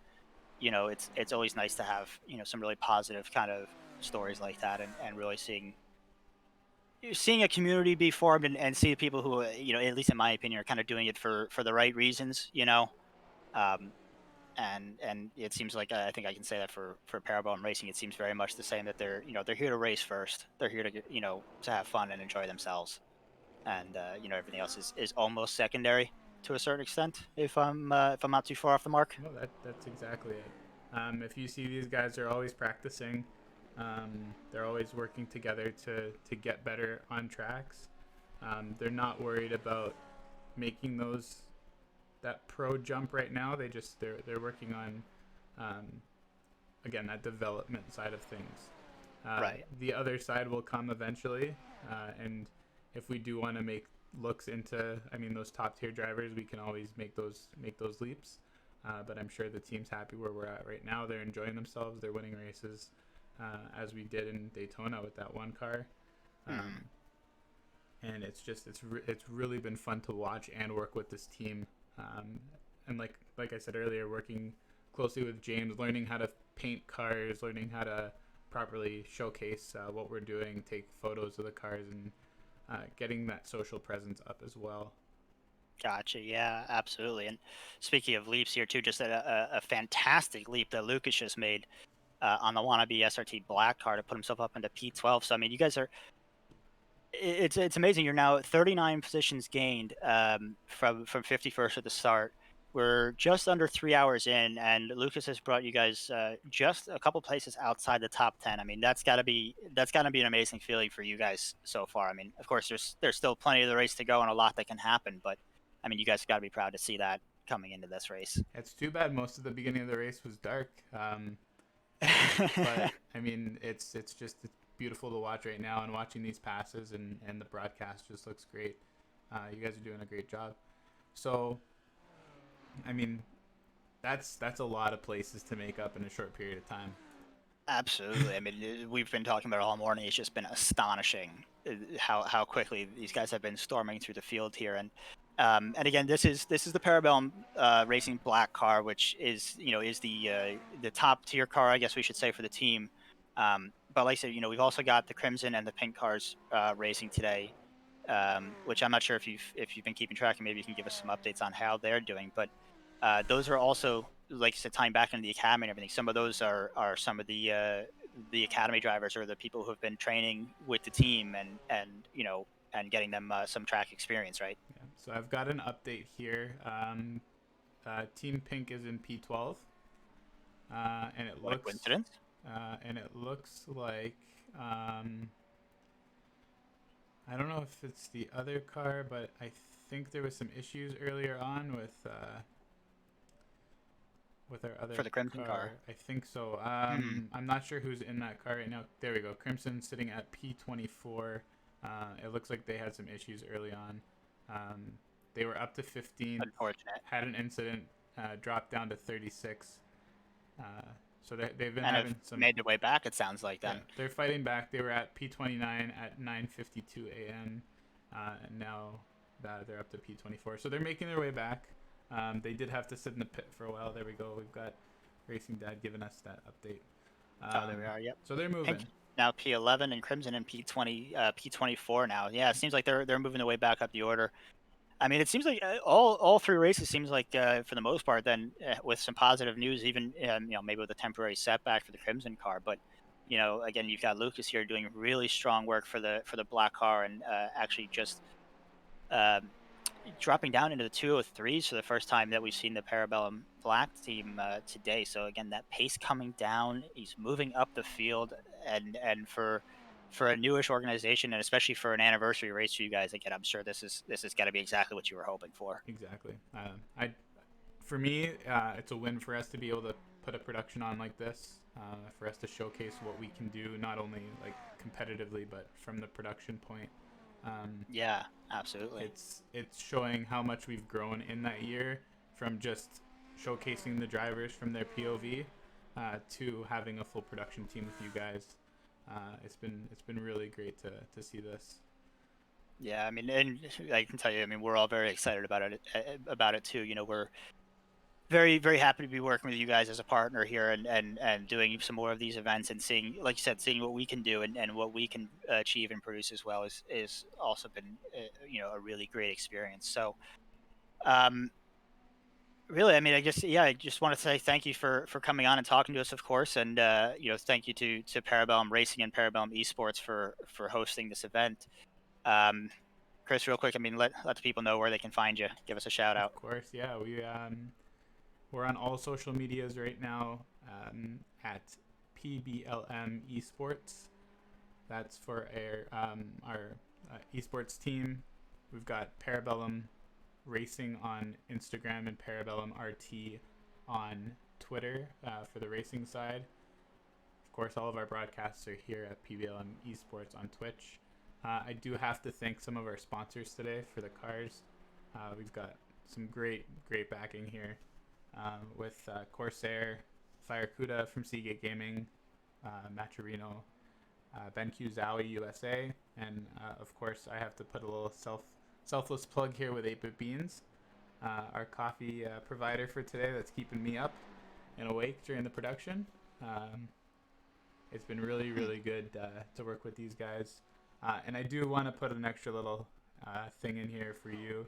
I do appreciate the work, and for anyone who's watching the stream right now, any proceeds from today's stream, we're gonna be giving a nice percentage to Zach and his team to help production in the future. One thing I love to do is reinvest into our organization and make sure that we're going to be stepping up production each and every time we go live. So if you guys want to help out that team, you know what to do. Well, and of course, we really appreciate it. And like I said, we're right in the same boat, and trying to, we want to improve every time out, and we're just really excited about all the possibilities and the things that we can do, and hopefully the things that we can do together. So again, just big thank you to everybody at all the Parabellum organizations for helping put this together, and we are very excited to be partnered together, and of course, thank you to you in particular, Chris, for coming on and talking to us. Of course. Thanks so much for Hopefully, having me. yeah, good luck with the rest of the race for all the rest of the cars, and hopefully the rest of the day keeps unfolding as well as it's been starting. Yeah, if you need me later on, I should be around to come give you some updates, and we can have another chat. Yeah, absolutely. We'll very much be looking forward to speaking with you again. So, thank you again to Chris Lama, that is the president and CEO of Parabellum Esports, for coming on and talking to us today, and again for helping us organize this whole broadcast and this event here. We do want to thank you for joining us and watching our production of the 2021 Bathurst 12 Hours here on iRacing, following the Parabellum Racing Black car. We are going to take a little bit of a break here in just a minute. We're going to be back in just about an hour. We're going to be expecting a pit stop from the Parabellum Black car probably within the next 10 minutes. Don't expect a driver change or tires. I think it's probably just going to be a full fuel stop. Keep in mind, of course, the broadcast will remain live. There will not be any commentary for the next hour, but all of the on-track action will be here. All of the Parabellum passes and action will be here, and hopefully we will see them even further up the field when we return. Again, this is the Bathurst 12 Hours for 2021, hosted by Parabellum Esports and presented by Art of Racing TV.